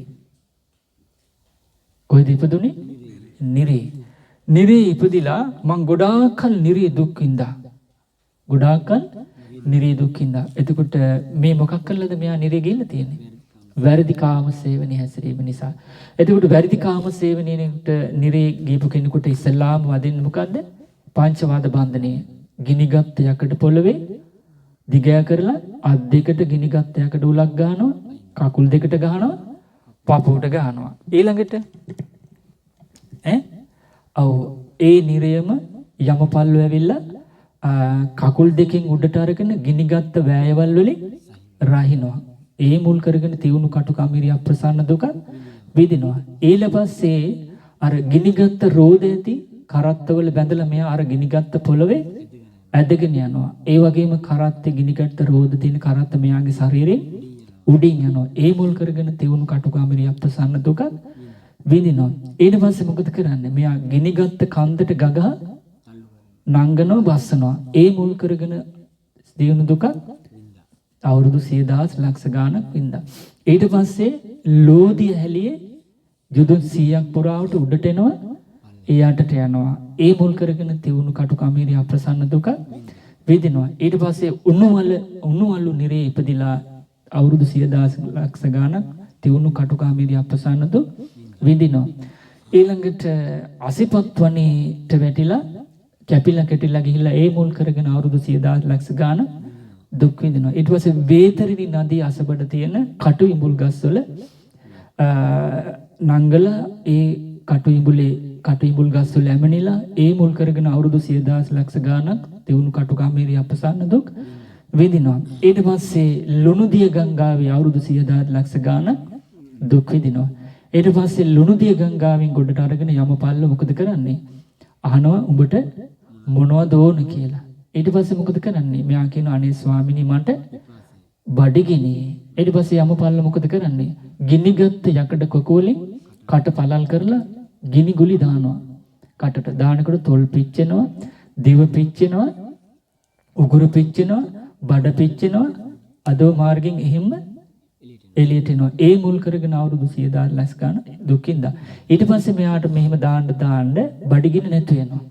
ඊට පස්සේ යමපල්ල වහන ඔබට මොනවද ඕන කියලා. ඊට පස්සේ අනේ ස්වාමිනී මට පිපාසයි කියලා කිව්වට සමපල්ල මොකද කරන්නේ? ගිනිගත් යකඩ කොකුවලින් කට පළල් කරලා ලෝදියක් කරනවා කටට. ඊට පස්සේ දිව තොල් පිච්චෙනවා, දිව පිච්චෙනවා, උගුර පිච්චෙනවා, බඩ පිච්චෙනවා. අදෝ මාර්ගෙන් පිට වෙනවා. ඒ මුල් කරගෙන තියුණු කටුකමිරිය අප්‍රසන්න දුක වින්දා. ඊට පස්සේ මොකද කරන්නේ? මේන් පස්සේ මෙයා මහ නිරේට ඇදලා දානවා. පියන් දෙකක් තියෙන 4 පැත්තෙන් කොට වෙච්ච විශාල ගිනි ජාලාවල් තියෙන යොදුන් 100ක් පුරාවට යටින් ගහන ගිනි දැල්ල උඩ වදිනවා, උඩින් ගහන ගිනි දැල්ල යට වදිනවා. 4 පැත්තට එහෙමයි. ඊට පස්සේ මේ ගිනි දැල්ලට මැදු කළාට පස්සේ බේරෙන්න කියලා මෙයාලා දුවනවා. උතුරු පැත්තෙන් නම් දකුණු පැත්තට දුවනකොට විශාල දුවනවා. එහි පැත්තේ තියෙන දොරක් කැරිලා ඒකෙන් පනින්න කියලා දුවනවා. දුවනකොට මේ අය මොකද කරන්නේ? ඇතුලේ තියෙන ගින්නෙන් සම් පිච්චෙනවා, මස් පිච්චෙනවා, නාර පිච්චෙනවා, ඇට පිච්චෙනවා, ඇට ලොඳ වලින් දුන් දානවා කියනවා. ඊට පස්සේ මොකද වෙන්නේ?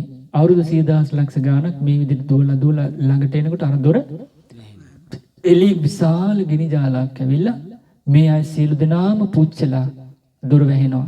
අපේක්ෂා බංගත්තටපත් වෙලා දුකටපත් වෙලා ආයමත් බලන කොහෙද දොර ඇරිලා තියෙන්නේ කියලා ඊට උතුරු පැත්තේ යනවා. දුවනවා. ඒ පැත්තේ ගිහිල්ලා ලඟ වෙනකොටත් ඒ දොර අර විදිහටම ඊට පස්සේ නැගෙනහිර බටහිර මේ විදිහට තියුණු කටුක අමිරිය අප්‍රසන්න දුකක් වැරදි කාම සේවනයේදීලා ඉන්න කෙනාට මොකද උනේ? මේ සිදාසි කියනවා මං නිරේ ඉපදිලා වැරදි කාම සේවනය කිරීම නිසා තියුණු කටුක අමිරිය අප්‍රසන්න දුකක් නිරේ වින්දා. ඊට පස්සේ නිරෙන් චුත වුණාට පස්සේ මං උපන්නේ තිරිසන් ලෝකේ වැඳිරියක කුසේ. ඔන්න වැරදි කාම සේවනයේ යන රටාව. නිරෙන් පස්සේ මේක මේ විදිහටම තියෙනවා. බුදුරජාණන් වහන්සේ සම්බුද්ධත්වයට පත් වෙලා පළවෙනිම දේශනා කරපු ජාතක කතාව තමයි මහා නාරද කස්සප ජාතකය. ඒකේ ඉන්නේ රූපා රුජා කියලා රජුරුවන්ගේ දුවක් ඉන්නවා. ඒ දුවට ඉන්නේ ඒ ජීවිතේ දුව වෙලා ඉන්නේ අපේ ආනන්දයන් වහන්සේ. මේ විදිහටම සසරේ එනකොට මේ වැරදි කාම සේවනයේ මුල් කරගෙන මේ පිළිවෙලටම දුක් විඳා කියලා තියෙනවා. ඒ රූප රුජා වෙලා ඉන්නේ එතුමිය මහා නාරද කස්සප ජාතකේ අන්තිම ආත්ම භාවයේ අර කර්මය ගෙවන. ඊපස්සේ කෙලින්ම දිවි පුත්‍රයෙක් කියලා දෙවියන් අතර ඉපදුනේ. ඒ රටාව තමයි යන්නේ.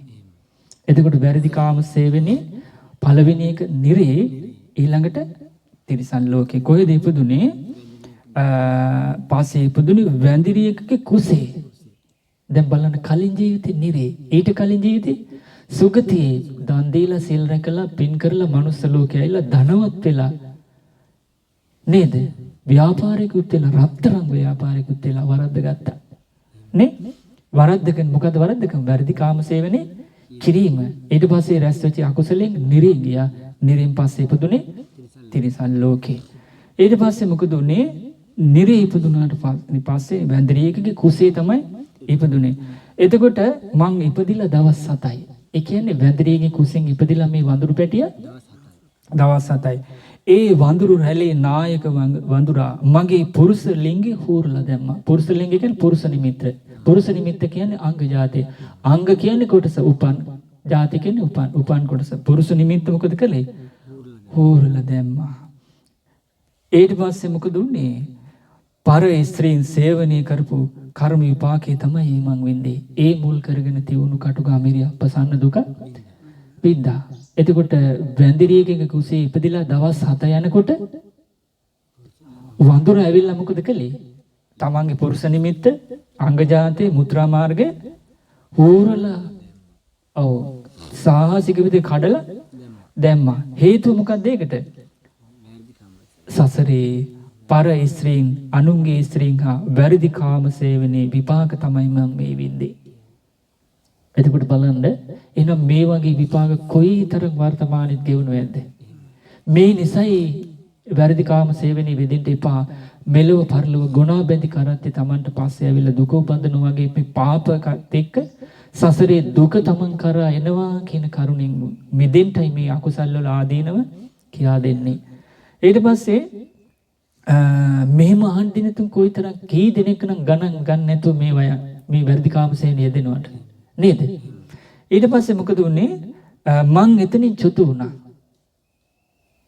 කියනවා ඉසිදාසි කියනවා මේ නිරේන් පස්සේ කොහෙද ඉපදුනේ වැරදි කාම සේවනයේදීලා?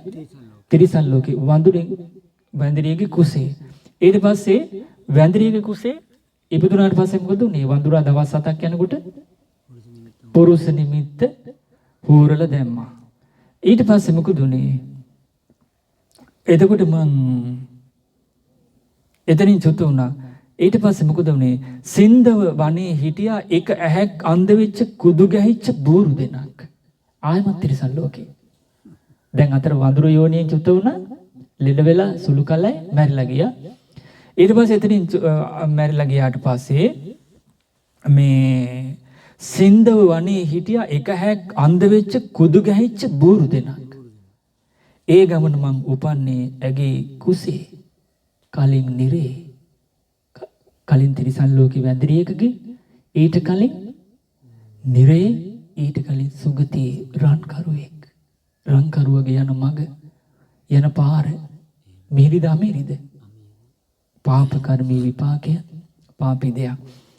ඊට පස්සේ මං කුඩා කාලේ කර අඹවලා මගේ රහසඟේ කෝස තැළුවා. එහෙනම් බලන්න මං කුඩා කාලේ කර අඹවලා කියන්නේ කෝස තලනවානේ. කෝස තැළුවා. 12 අවුරුද්දක් දරුවන් පිටේ තියාගෙන ඇවිද්දා. නමුත් අර කෝස තලපු තැන තුවාල වෙලා තිබුණේ. ඒ තුවාලෙට පණුව ගහලා මං ලෙඩ වුණා. පරයිස්ත්‍රි සේවනය කිරීමේ විපාක තමයි ඒ. කවුද මේ කියන්නේ? ඉසිදාසි. එතකොට ඒ වගේ සිද්ධි ඕන තරම් දැනුත් තියෙනව නේද? ඉසිදාසි ගෙවනවා. නේ? දැන් කෝස තැළුවා නේද? අර කවුරු හරි නිකලේ එයාගේ සසරේ කෝස තැලෙනවද නැද්ද? සමහරක් ගෙවනවා තව පිරිසක් රැස් කරනවා. දැන් උදාහරණයක් ගත්තොත් අපේ මුගලන් මහරහතන් වහන්සේ සරණ ගුප්ත ඇතුළුව ආජීවකයන් 500යි හොරු 500 ආජීවකයන් 500 1000ක් එකතු වෙලා තමයි ඝාතනය කළා ආනන්තරී පාප කර්ම කළේ. දෙසතියක් යනකොට කර්ම විපාකයේ ඒ අයනේ අජාසත් රජුරු අර කවුද උදේන රජුරුවන්ගේ පිසාවක් හිටියේ සාමාවතී නෙමෙයි මාගන්ධියා නේද? සාමාවතී 500ක් පිරිසවරුන් ගිනි තියලා මැරුවනේ. එතකොට ඒ පිරිසගේ ඥාතීන්ට දුන්නු දඬුවම තමයි මුගලන් මහරහතන් වහන්සේ ඝාතනය කරපු සොරු 500ටයි ආජීවකයෝ 500 දෙනාටයි දුන්නේ. ඒ තමයි ඒ සියලු දෙනා කේස්රවුල් බාලා අත් දෙක පහළට දාලා කසෙන් තලලා කලිස අර රෙදි කෑල්ලක් අඳලා හොඳටම වදක භූමියට ගිය දඩුවම් දීලා පොළොවේ මට්ටමින් ඉන දක්වාම වලවල් කපලා 1000ම වැළලුවා. වලලා මේ පිදුරු දාලා ගිනි තිබ්බා. ගිනි තියලා ඇත් නකුලෙන් හැවුවා. එතකොට මාගන්ධයාගේ ඥාති පිරිසට ඒක කළේ.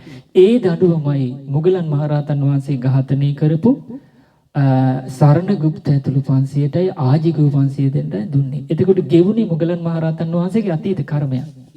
අම්මා තාත්තා ඝාතනය කරපු එක. ඒකට ඒ කර්මයේ ගෙවුනේ ඒ කර්මයේ ගෙවන්ට කී දෙනෙක් ආනන්තරී පාප කර්මයට සම්බන්ධ වුණාද? 1000ක්. හොරු 500යි ආජීව 500කයි 1000ක් ආනන්තරීය පාප කර්ම කරගෙන තමයි මුගලන් මහරහතන් වහන්සේගේ අවසාන විපාකේ ඔන්න සංසාරේ.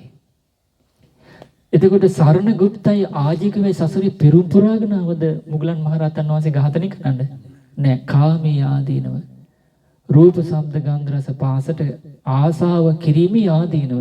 දැන් මේ හොරු 500ට ඒ කාලේ තිබිලා තියෙන්නේ සාමාන්‍ය මේ මර්ඩර් කේස් එකක් අන්ඩර්වර්ල්ඩ් එකට දුන්නාට පස්සේ පාතාලෙට අද නම් ලක්ෂ ගණන් නේද?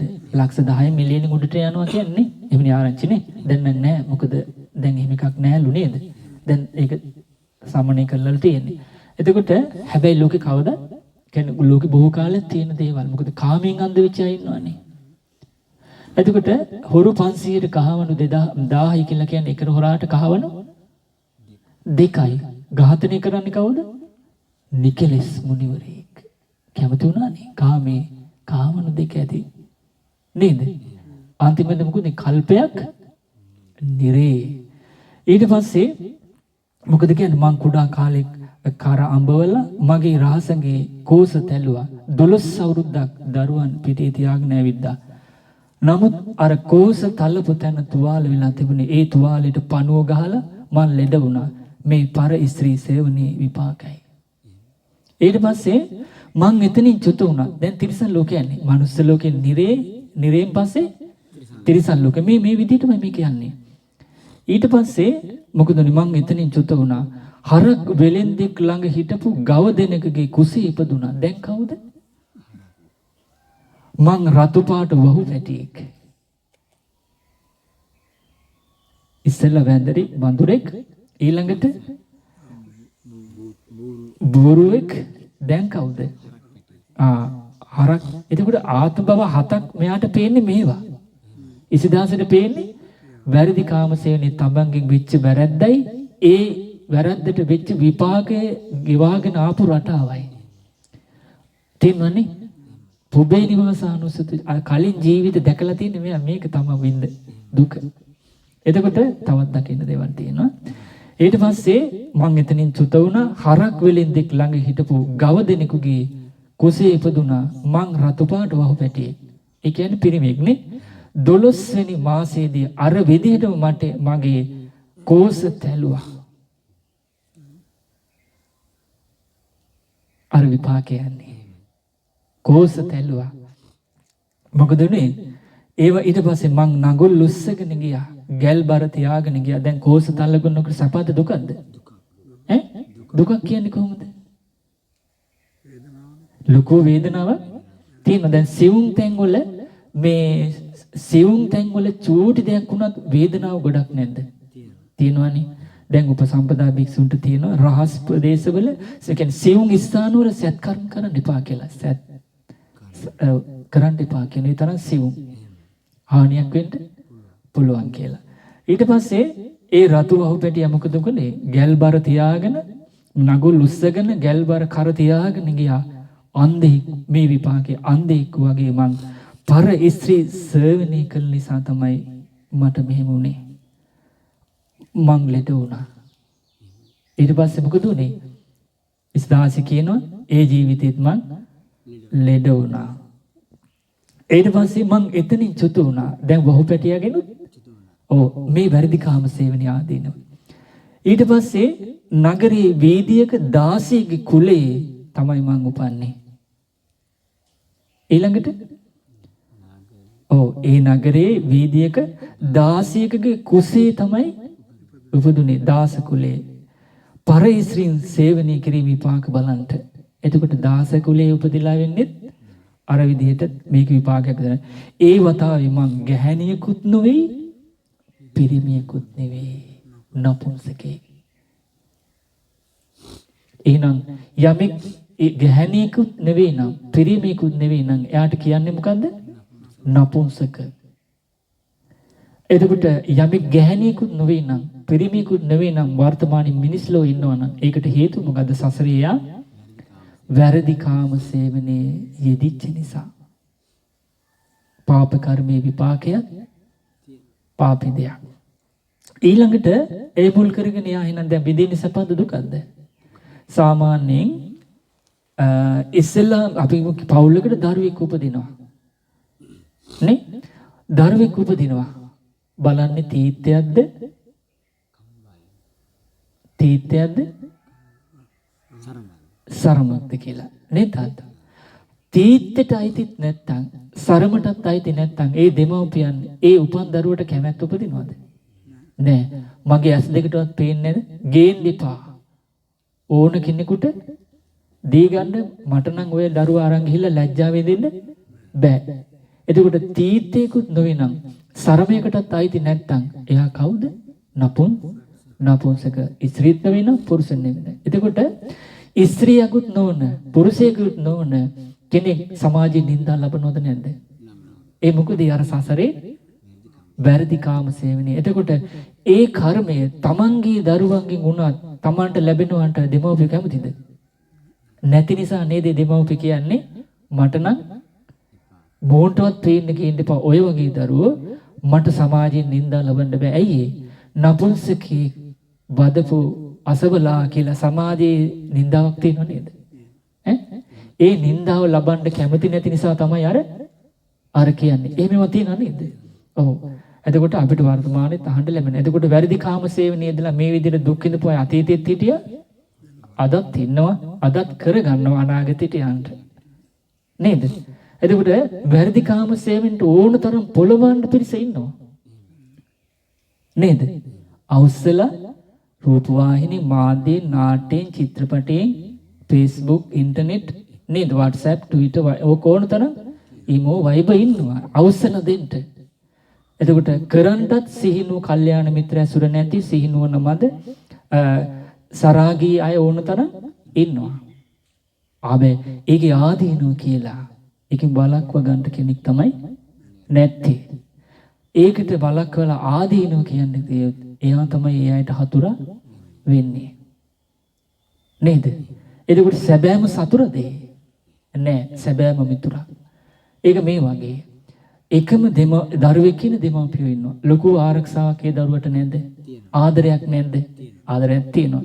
එතකොට ආදරෙන් එකම දරුවෙක් රැක බලාගෙන ඉන්නකොට යම්කිසි කටයුත්තකදී දරුවා උගුරේ කැට කැබිල්ලයක් හිර කර ගන්නවා. දැන් මොකද වෙන්නේ මෙයා? මැරෙනවනේ. ඊට පස්සේ අර කරුණාවන්ත තමන් එකම දරුවා ආදරය කරන දෙමව්පියන් අර දරුවාට මොකද කරන්නේ? ගිලගෙන මැරෙන්න කියලා අල්ලන අතාරිනවද? එහෙම නැත්නම් එයා බේර ගන්නවද? බේර ගන්න මොකද කරන්නේ? බෙල්ලෙන් අල්ලලා ඇඟිල්ල වක කරලා කට ඇතුළට දාලා අර උගුරේ තියෙන කට ඇදලා ගන්නවා. ගලනකොට දරුවට දුකද සැපද? දුකක් නේ. එහෙම කරන්නේ දරුවා ගැන තියෙන මේ වෛරයකටද? එහෙම නෑ. ආදරේ කරුණා මෛත්‍රී සයි දරුවා බේරගන්න නේද?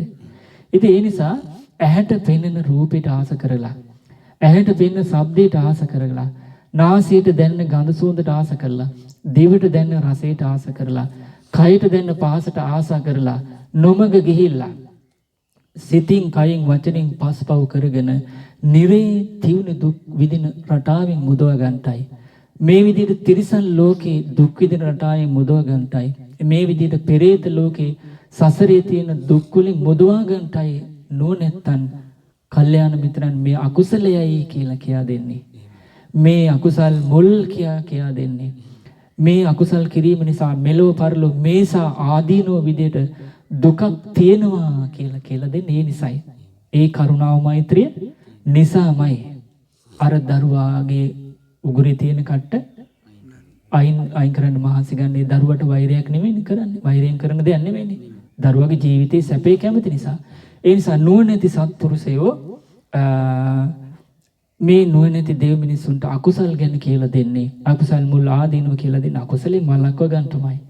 කුසල් ගැන කුසල මුල් ගැන කියලා දෙන්නේ. ආනිසංස කුසල් පුරුදු කළ යහපත කරා පවනවන් තමයි. මොකද ඒ අයට මේ ධර්මයේ කියලා දෙන්නේ කරුණාවෙන් මිස ඉන් එහාට දෙයක් නැහැ. ඊට පස්සේ මොකද උනේ? ඉසිදාසී කියන මං එතනින් චුත වුණා. නගරේ වීදියේක දාසීක කුලයේ තමයි ඊළඟට උපන්නේ. ඒකට හේතුව මොකද්ද? පර ස්ත්‍රීන් සේවනය කිරීමේ විපාකේ බලන්න. ඒවතාවෙන් ගැහණියකුත් නෙවෙයි, පිරිමියෙකුත් නෙවෙයි. පාප කර්මයේ විපාකය පාපී දෙයක්. ඒ නිසා නුවණැත්තෝ වැරදි කාම සේවනයේ නම් කරන්න එපා, නොකරත්වා. ඊළඟට මං අවුරුදු 30 දී ඒ කියන්නේ අර නපුංසක ජීවිතේ මං අවුරුදු 30 දී මැරුණා. ආයුෂත් අඩුයි. බලන්න මේ වැරදි කාම සේවන යන විදිය. නිරය, තිරිසන් ලෝකේ, ඊට පස්සේ මනුස්ස ලෝකේ දැන් යන්නේ. අවුරුදු 30 දී ඒ නපුංසක ජීවිතේ මම මැරුණා. මං ගොඩාක් දුක් විඳා. කායික වශයෙන් දුක් විඳා, මානසික දුක් විඳා. සමාජෙනුත් මං හරියට නිඳා පහස ලැබුවා. ණයබරින් මිරිකිලා ගිය ගැල්බර ගෙනියන පවුලකයි මං ඊට ළඟට ඉපදුනේ. අවුරුදු 30 මැරුණානේ. ඊට පස්සේ දැන් ආයෙත් මනුස්ස ලෝකමයි ඊළඟට ඉපදෙනවා. ඉසිදාසේ ණයබරින් මිරිකිලා ගිය ගැල්බර ගෙනියන පවුලකයි මං ඊළඟ ඉපදුනේ. ඒ ගමන මං ස්ත්‍රියක්. දැන් පටන් ගත්තේ පුරුෂයෙක්ගෙන්. දැන් පුරුෂයෙක් වුණා. ඊට පස්සේ නිරිසතෙක් වුණා. ඊළඟට තිරිසනෙක් වුණා. දැන් නපුංසකෙක් වුණා. ඊළඟට දැන් මනුස්ස ලෝකේ ස්ත්‍රියක්. එන වැරදි කාම සේවනය කරන අයට සසරේ යන්න වෙන්නේ ලිංග නැතුවනේ. නේද? ඒ කියන්නේ සමාජයේ නිന്ദා පහස ලැබමින් දුක් කරා යන්න තියෙන්නේ. ඊට පස්සේ ණයබරින් මිරිකලා ගිය ගැල්බර ගෙනියන පවුලකයි මං ඊළඟට ඉපදුනේ. ඒ ගමන මං ස්ත්‍රියක්. එතකොට මේ කවුරුවත් මේ මවාපෑමකින් මෙයාට මේ දුක පමුණවනවද? එහෙනම් හේතුවන් නිසා හටගත්ත ඵලයක්. පුරාණ මිදම් බික්කවේ කම්මම් පරණ කර්මයක් තමයි මේ ගෙවන්නේ, පටිසන්දෙන්නේ. ඒක පුණ්‍ය කර්මයක්ද පාප කර්මයක්ද? පාපී කර්මයක්. පාප කර්මයේ විපාකය මෙලොවත් පරලොවත් කායික මානසික දුකමයි උපදවන්නේ. ඊට පස්සේ මං ඉස්සරහ අපේ ගෙදරට ණය ගෙවා ගන්නට බැරි වුණා. ණයබරින් පවුලකනේ. ඒ ගැල් නායකයාගේ පුතෙක් හිටියා ගිරිදාස කියලා. එයා මාව තමන්ගේ ගෙදරට කැඳව ගත්තා. දැන් ගොනු විවාහ වෙනවා. දැන් පිරිමියෙක් නෙවෙයි දැන්. එයාට හිටියා හොඳ සිල්වත් ගුණවත් ස්වාමි භක්තිය තියෙන බිරිඳක්. කාටද? ගිරිදාසට. එන හොඳ බිරිඳක් ඉඳලා එහෙම ඉදින් තමයි මෙයාව එක්ක ගිහිල්ලා තියෙන්නේ. මං ඈට ඊර්ෂියා කළා. මට ඈගෙන ඊර්ෂියා හිතුණා. එයාගේ ලස්සන දැකලා, එයාගේ සම්පත් දැකලා, එයාගේ ගුණධර්ම දැකලා මෙයාට මොකද උනේ? ඉවසන්න බැරුව ගියා. ඊර්ෂියා හිතුණා. ඉතින් මං කලේ ඒ බිරිඳ ගැන කිපෙන විදියට එයාට කටයුතු කිරීමයි. ඒක තේරුණානේ? එයා මොකද කළේ? බිරිඳ ගැන කිපෙන විදියට කටයුතු ස්වාමියාට කිපෙන විදියට කරුණ උපැද්දුවා මෙයා. ඒ කියන්නේ ඒ දෙන්න අතර අසමගිය ගෑනුගේ හැටනේ. ඔව් ගෑනු ගති. කලින් තිබ්බේ පටන් ගත්තේ පිරිමි ගති. දැන් යන්නේ මොකෙන්ද? ගෑනු ගති. ඊට පස්සේ මොකද උනේ? මං 16ක් වගේ ස්වාමියාට උපස්ථාන කරද්දී ස්වාමියා මාව අත්හැරලා යන්නේ ඒ අකුසල කර්ම විපාකයෙන්. තේන්නනේ? මං 16ක් වගේ ස්වාමියාට උපස්ථාන කරද්දී ස්වාමියා මාව අත්හැරලා යන්නේ ඒ අකුසල කර්ම විපාකයෙන්. මොකද වැරදි? කාම සේවනේ. ඊට පස්සේ වශයෙන් මං දැන් ඒ කර්මය අවසන් කළා. මොකද මේ පාප කර්මය කරපු යම්කිසි ස්ත්‍රියක් ඉන්නවා. ඒ ස්ත්‍රී ආරක්ෂාව ඉන්නේ කවුරු යටද? මව් රකින්න, පියා රකින්න, මව්පියන් රකින්න, සහෝදරයා රකින්න, සහෝදරියන් රකින්න, නෑයන් රකින්න, තම ගෝත්‍රය රකින්න, ධර්මයෙන් රකින්න, ඒ වගේම ස්වාමියෙක් සිටින විවාහ පිණිස අඩුතරේ මල් මාලක් හරි දමලා ඉන්න යම් ස්ත්‍රියක් ඉන්නවා නම්, වෙන් කරලා තියලා ඉන්නවා නම්, ඒ බඳු ස්ත්‍රීන්ගේ චරිතය කෙලසෙන විදිහට කටයුතු කරනවා නම් ඒක තමයි වැරදිකාම සේවනය කියලා කියන්නේ. එතකොට ඒසිදාංශ කියනවා මේ කර්මය දැන් මම අවසන් කළා. එතකොට බලන්න එකවතාව අර කාර්යවේදී කාම සේව නිසා මරණින් මත්තේ නිරේ ගිහිල්ලා තියුණු කටුකාමෙන්සේ අපසන්න දුක් විඳ. ඊට පස්සේ තිරිසන් ලෝකේ වඳුරෙක් වෙලා දුක් විඳ වැඳරි නේද? ඊට පස්සේ බූරුෙක් වෙලා, ඊට පස්සේ හරක් පැටියෙක් වෙලා, අනපොසෙක් වෙලා, ඊට පස්සේ ඉස්ත්‍රියක් වෙලා දුක් විඳා නේද? බුදුරජාණන් වහන්සේ වදාළේ අකුසලයේ දුස්චරිතේ පංච දුස්චරිතයට අයිති වැරදි කාමසනේ ආදීන මොකද්ද? මේ ජීවිතේම භෝග සම්පත්තිය විනාශ ඉත්ති දුත්තෝ සුරා දුත්තෝ කියලා තියෙන නේද? නැත්තට නැති වෙලා පාරට බහින්න සිද්ධ වෙනවා. ඉස්ත්‍රි දූෂණි. ඉස්ත්‍රි මේ දූර්තයන්ට ඒ කියන්නේ පංච දුස්චරිත ආදීන විදිහට මෙලොව. ඊට පස්සේ gederimai නිന്ദා අපහාස ගමේ ගොඩේ ඇලේ පිළි බොහෝ දෙනා හැම දෙනාම නිന്ദා අපහාස කරනවා. මොකද්ද? වැරදි කාම සේවනය කිරීම නිසා. මේ අකුසලයේ ගැන කතා කරොත් නැත්නම් සමස්තයක් වශයෙන් සතුන් මරණ, සොරකම් කරන, වැරදි කාම සේවනයේ දෙන, බොරු කියන, මද්ද්‍රව්‍යමත් පෙන් පානය කරන කියන පංච දුස්චරිත ආදිනවා. එතකොට මේ සමස්තයක් වශයෙන් පොදුයි අකුසලයට. දැන් මේ සිදාසිගේ මේ අකුසලයට එක්ක එයා එනං ඒ ජීවිතෙත් භෝග සම්පත්තිය විනාශ වුණා. අදත් හෙටත් දුස්සීලකමත් එක්ක මේ ආදීන තියෙනවා. එතකොට gederimai මෙයාට නිന്ദා අපහාස ලැබෙන්නේ. ගමී ගුඩේ ලිපිල දුස්සීලයට දුස්සීලක මේ ආදීන විදිහට නිന്ദා අපහාස ලැබෙනවා. ඒක දුක. භෝග සම්පත්තිය නැතිවීම දුක. විසරද නැහැ. ඒ කියන්නේ කෙනෙක් ළඟට යන්න බෑ. ඒ මොකද? පෞරුෂයක් නැහැ. පෞරුෂයක් නැහැ කියන්නේ අභිමානයක් නැහැ. ඒ කියන්නේ කොන්දහය නැහැ කියන එකනේ. විදුහල්පතිතුමා ළඟට, ග්‍රාමසේවක මහත්තයා ළඟට, ඊළඟට දිසාපතිතුමා ළඟට, පොලිසිය ලොකු මහත්තයා ළඟට යන්න බෑ. ඇයි? මක්කු වෙනවා. ඒ කියන්නේ හැංගෙනවා. මොකද? හිතේ හයියක් නැහැ. ඇයි? දෝෂ සහිතයි. විසරද නැහැ. ඒක දුකද සැපද? දුකක්. 4 අසිහියෙන් මැරෙනවා. මරණින් මත්තේ නිරේ උපදිනවා. එහෙනම් යම්කිසි ස්ත්‍රියක් හරි පුරුෂයෙක් හරි මනුස්ස ලෝකේ ඒ සතු මරනවා නම්, හොරකම් කරනවා නම්, මේ විදිහට වැරදි කාම සේවනීය දෙනවා නම්, බොරු කියනවා නම්, මද්ද්‍රව්‍යමත් පෙන් පානය කරනවා නම්, ඒ බඳු දුස්සීලාය මරණින් මත්තේ ඒ බඳු සිස්සීලායගේ භෝග සම්පත්තිය මේ ජීවිතය ආදින නැති වෙලා ගිහිල්ලා දුකටපත් වෙනවා. ගමේ ගොඩේ ඇලේ පිළේ හැමතැනම නිന്ദා අපහාස කරනවා. දෙවෙනි දුකටපත් වීම. ඊළඟට විසරද නැහැ, පෞරුෂයක් නැහැ, වැදගත්කමක් නැහැ. ඒ මුල් කරගෙන දුක් විඳිනවා. 4 වෙනි එක අසීහෙන් මැරෙනවා.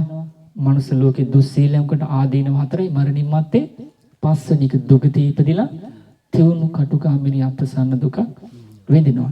ඉතින් ඒ නිසා එහෙමනම් මේ ඉසිදාසි කියනවා මං දැන් ඒ කර්මය අවසන් කළා. ඇයි? භව නිරෝධෝ නිබ්බානං. විපාක පිණිස කර්මයක් තිබ්බනම් භවයක ඒකෙන් නිදහස්. දැන් ආයේ මේ ජීවිතේ දුක නැහැ කියලා ඉසිදාසි මේ ගාථාවන් භික්ෂුණිය දේශනා කළා. එතකොට බලන්න එහෙමනම් නුවණැත්තන් විදිහට අපි තේරුම් ගන්න ඕනේ වැරදි කාම සේවනය කියලා කියන්නේ මෙලෝ පරලොව සසරේ සත්වෙන්ට අහිත පිණිස දුක් පිණිස පවතින දෙයක් නේද? වැරදි කාම සේවනින් වළකින්න ඕනේ. එතකොට වැළකීමත් එක්ක මේ මොකක්වත් බොහෝ පින් රැස්ලා කුසල් ලැබිලා මෙලෝ පරලොව සසරේ යහපත පිණිස පවතිනවා නේද? ඉතින් ඒ නිසා බුදුරජාණන් වහන්සේ වදාලා කල්යාණ මිතුරන් ළඟට ඇවිල්ලා කල්යාණ වූ ධර්මය අහලා නුවණැත්තන් විදිහට අපි ත්‍රාවකයන් විදිහට මේ අකුසලින් සදහටම නිදහස් වෙන්න උතුම් වූ බුදුරජාණන් වහන්සේ ගුණ වශයෙන් හඳුනාගෙන සරණ යෑමෙන් මේ දුකෙන් මේ අකුසල් වලින් නිදහස් වෙන්න පුළුවන්. උතුම් වූ ශ්‍රී සද්ධර්මයේ ගුණ වශයෙන් හඳුනාගෙන ඉති පහදීම ඇති කර ගැනීම මේ අකුසල් වලින් සදහටම නිදහස් වෙන්න පුළුවන්. ඒ වගේම මාර්ගඵලලාභී ආර්ය මහා සංඝරත්නයේ ගුණ වශයෙන් හඳුනාගෙන සරණ යෑමෙන් මේ අකුසල් වලින් සදහටම නිදහස් වෙන්න පුළුවන්. ජීවිතයේ ප්‍රධාන අරමුණක් විදිහට සතුන් මැරීමෙන් වැළකීමෙන්, සොරකමෙන් වැළකීමෙන්, වැරදි කාම සේවනයෙන් වැළකීමෙන්, බොරු කීමෙන් වැළකීමෙන්, මද්ද්‍රව්‍යමත්පැන් පානයෙන් වැළකීමෙන් මේ අකුසල් වලින් සදහටම නිදහස් වෙන්න පුළුවන්. ඒ වගේම හතර පොයට උපෝසතය ආරක්ෂා කිරීමෙන්, පින් රැස් කර ගැනීමෙන් මේ අකුසල් වලින් වළකින්න පුළුවන්. ඒ වගේම දෙමව්පියන්ට සැලකීමෙන් පින් රැස් කරගෙන මේ අකුසල් වලින් නිදහස් වෙන්න පුළුවන්. ධාර්මිකව ජීවත් වෙලා පින් රැස් කර ගැනීමෙන් මේ අකුසල් වලින් නිදහස් වෙන්න පුළුවන්. තිරිසන්ගත සත්වයාගේ පටන් දන්පෙන් පූජා කරලා පින් රැස් කර ගැනීමෙන් මේ අකුසල් වලින් නිදහස් වෙන්න පුළුවන්. ඒ වගේම අකුසල් ගැන, අකුසල් මුල් ගැන, අකුසල ආදීනව ගැන, මෙලෝ පරල දුකයි කියලා තේරුම් ගැනීම, කුසල් ගැන, කුසල මුල් ගැන, කුසල ආනිසංස ගැන තේරුම් අරගෙන කුසල් පුරුදු කිරීමෙන් නුවණ, ඒ වගේම හොඳ නරක පින් පව් යහපත අයහපත කළ යුතු දේ නොකළ යුතු දේ අසුරු කළ යුතු කෙනා නොකළ යුතු කෙනා සුගති දුගති කර්මඵල සංසාර ගමන චතුරාර්ය සත්‍ය ධර්මය අවබෝධයේ විසඳුම නිවනයි කියලා තේරුම් ගත්ත කෙනෙක් විදිහට සිහි නුවණ පාවිච්චි කරලා නුවණින් යුක්තව කටයුතු කිරීමෙන් මේ දුකෙන් නිදහස් වෙන්න පුළුවන්. ඒ නිසා අපි හැම දිනාටම දුර්ලභ මනුස්ස ජීවිතය ලැබුණා. දුර්ලභ බුද්ධ ශාසනය මුණ ගැහිච්ච මේ වෙලාවේ කල්යාණ මිතුරන් ළඟට ඇවිල්ලා ධර්මය අහලා නුවණින් කල්පනා කරලා නුවණැත්තන් විදියට බුදුරජාණන් වහන්සේ වදාළ සබ්බපාපස්සකරණං සියලු අකුසලින් වැළකීලා කුසලස් උපසම්පදා කුසල් වඩාගෙන කොතෙන්ද සිත පිරිසිදු වනතුරු රාග ගින්නෙන්, දේශ ගින්නෙන්, මෝහ ගින්නෙන්, ඒ වගේම රාගෙන් නැමැති අකුසලයෙන්, දේශයෙන් නැමැති අකුසලයෙන්, මෝහ නැමැති අකුසලයෙන්, මෝහය නැමැති අකුසලයෙන් හිත ප්‍රහාණ මේ පිරිසිදු වෙනතුරු, ඒ වගේම රාගයෙන් නැමැති අසනීපෙන්, දේශයෙන් නැමැති අසනීපේ, මෝහයෙන් නැමැති අසනීපේ ඉතුරු නැතුව සෝපත් වෙනතුරු වැඩි යුත්තේ තෙරුවන් කෙරෙහි පැහැදීම, ශ්‍රද්ධාව, දියුණු කළ යුත්තේ සිල්වත් බව, දහම් දැනුම, ඒ වගේම ධාර්මිකව ජීවත් වීම, දෙමව්පියන්ට සැලකීම, තිරිසන්ගත සත්‍යයේ පටන් දන් පෙන් පූජා කරලා පින් රැස් කිරීම, නුවණින් යුක්තව ජීවත් වීම. ඉතින් ඒ නිසා ඒ කනා යන්නට අපි හැමදිනාටම හැමදිනාටමත් මේ ශ්‍රවණී කරපු තුන් වූ ශ්‍රී සද්ධර්මයේ ඒකාන්තයෙන්ම හේතු වාසනා වේවා. සාදු සාදු සා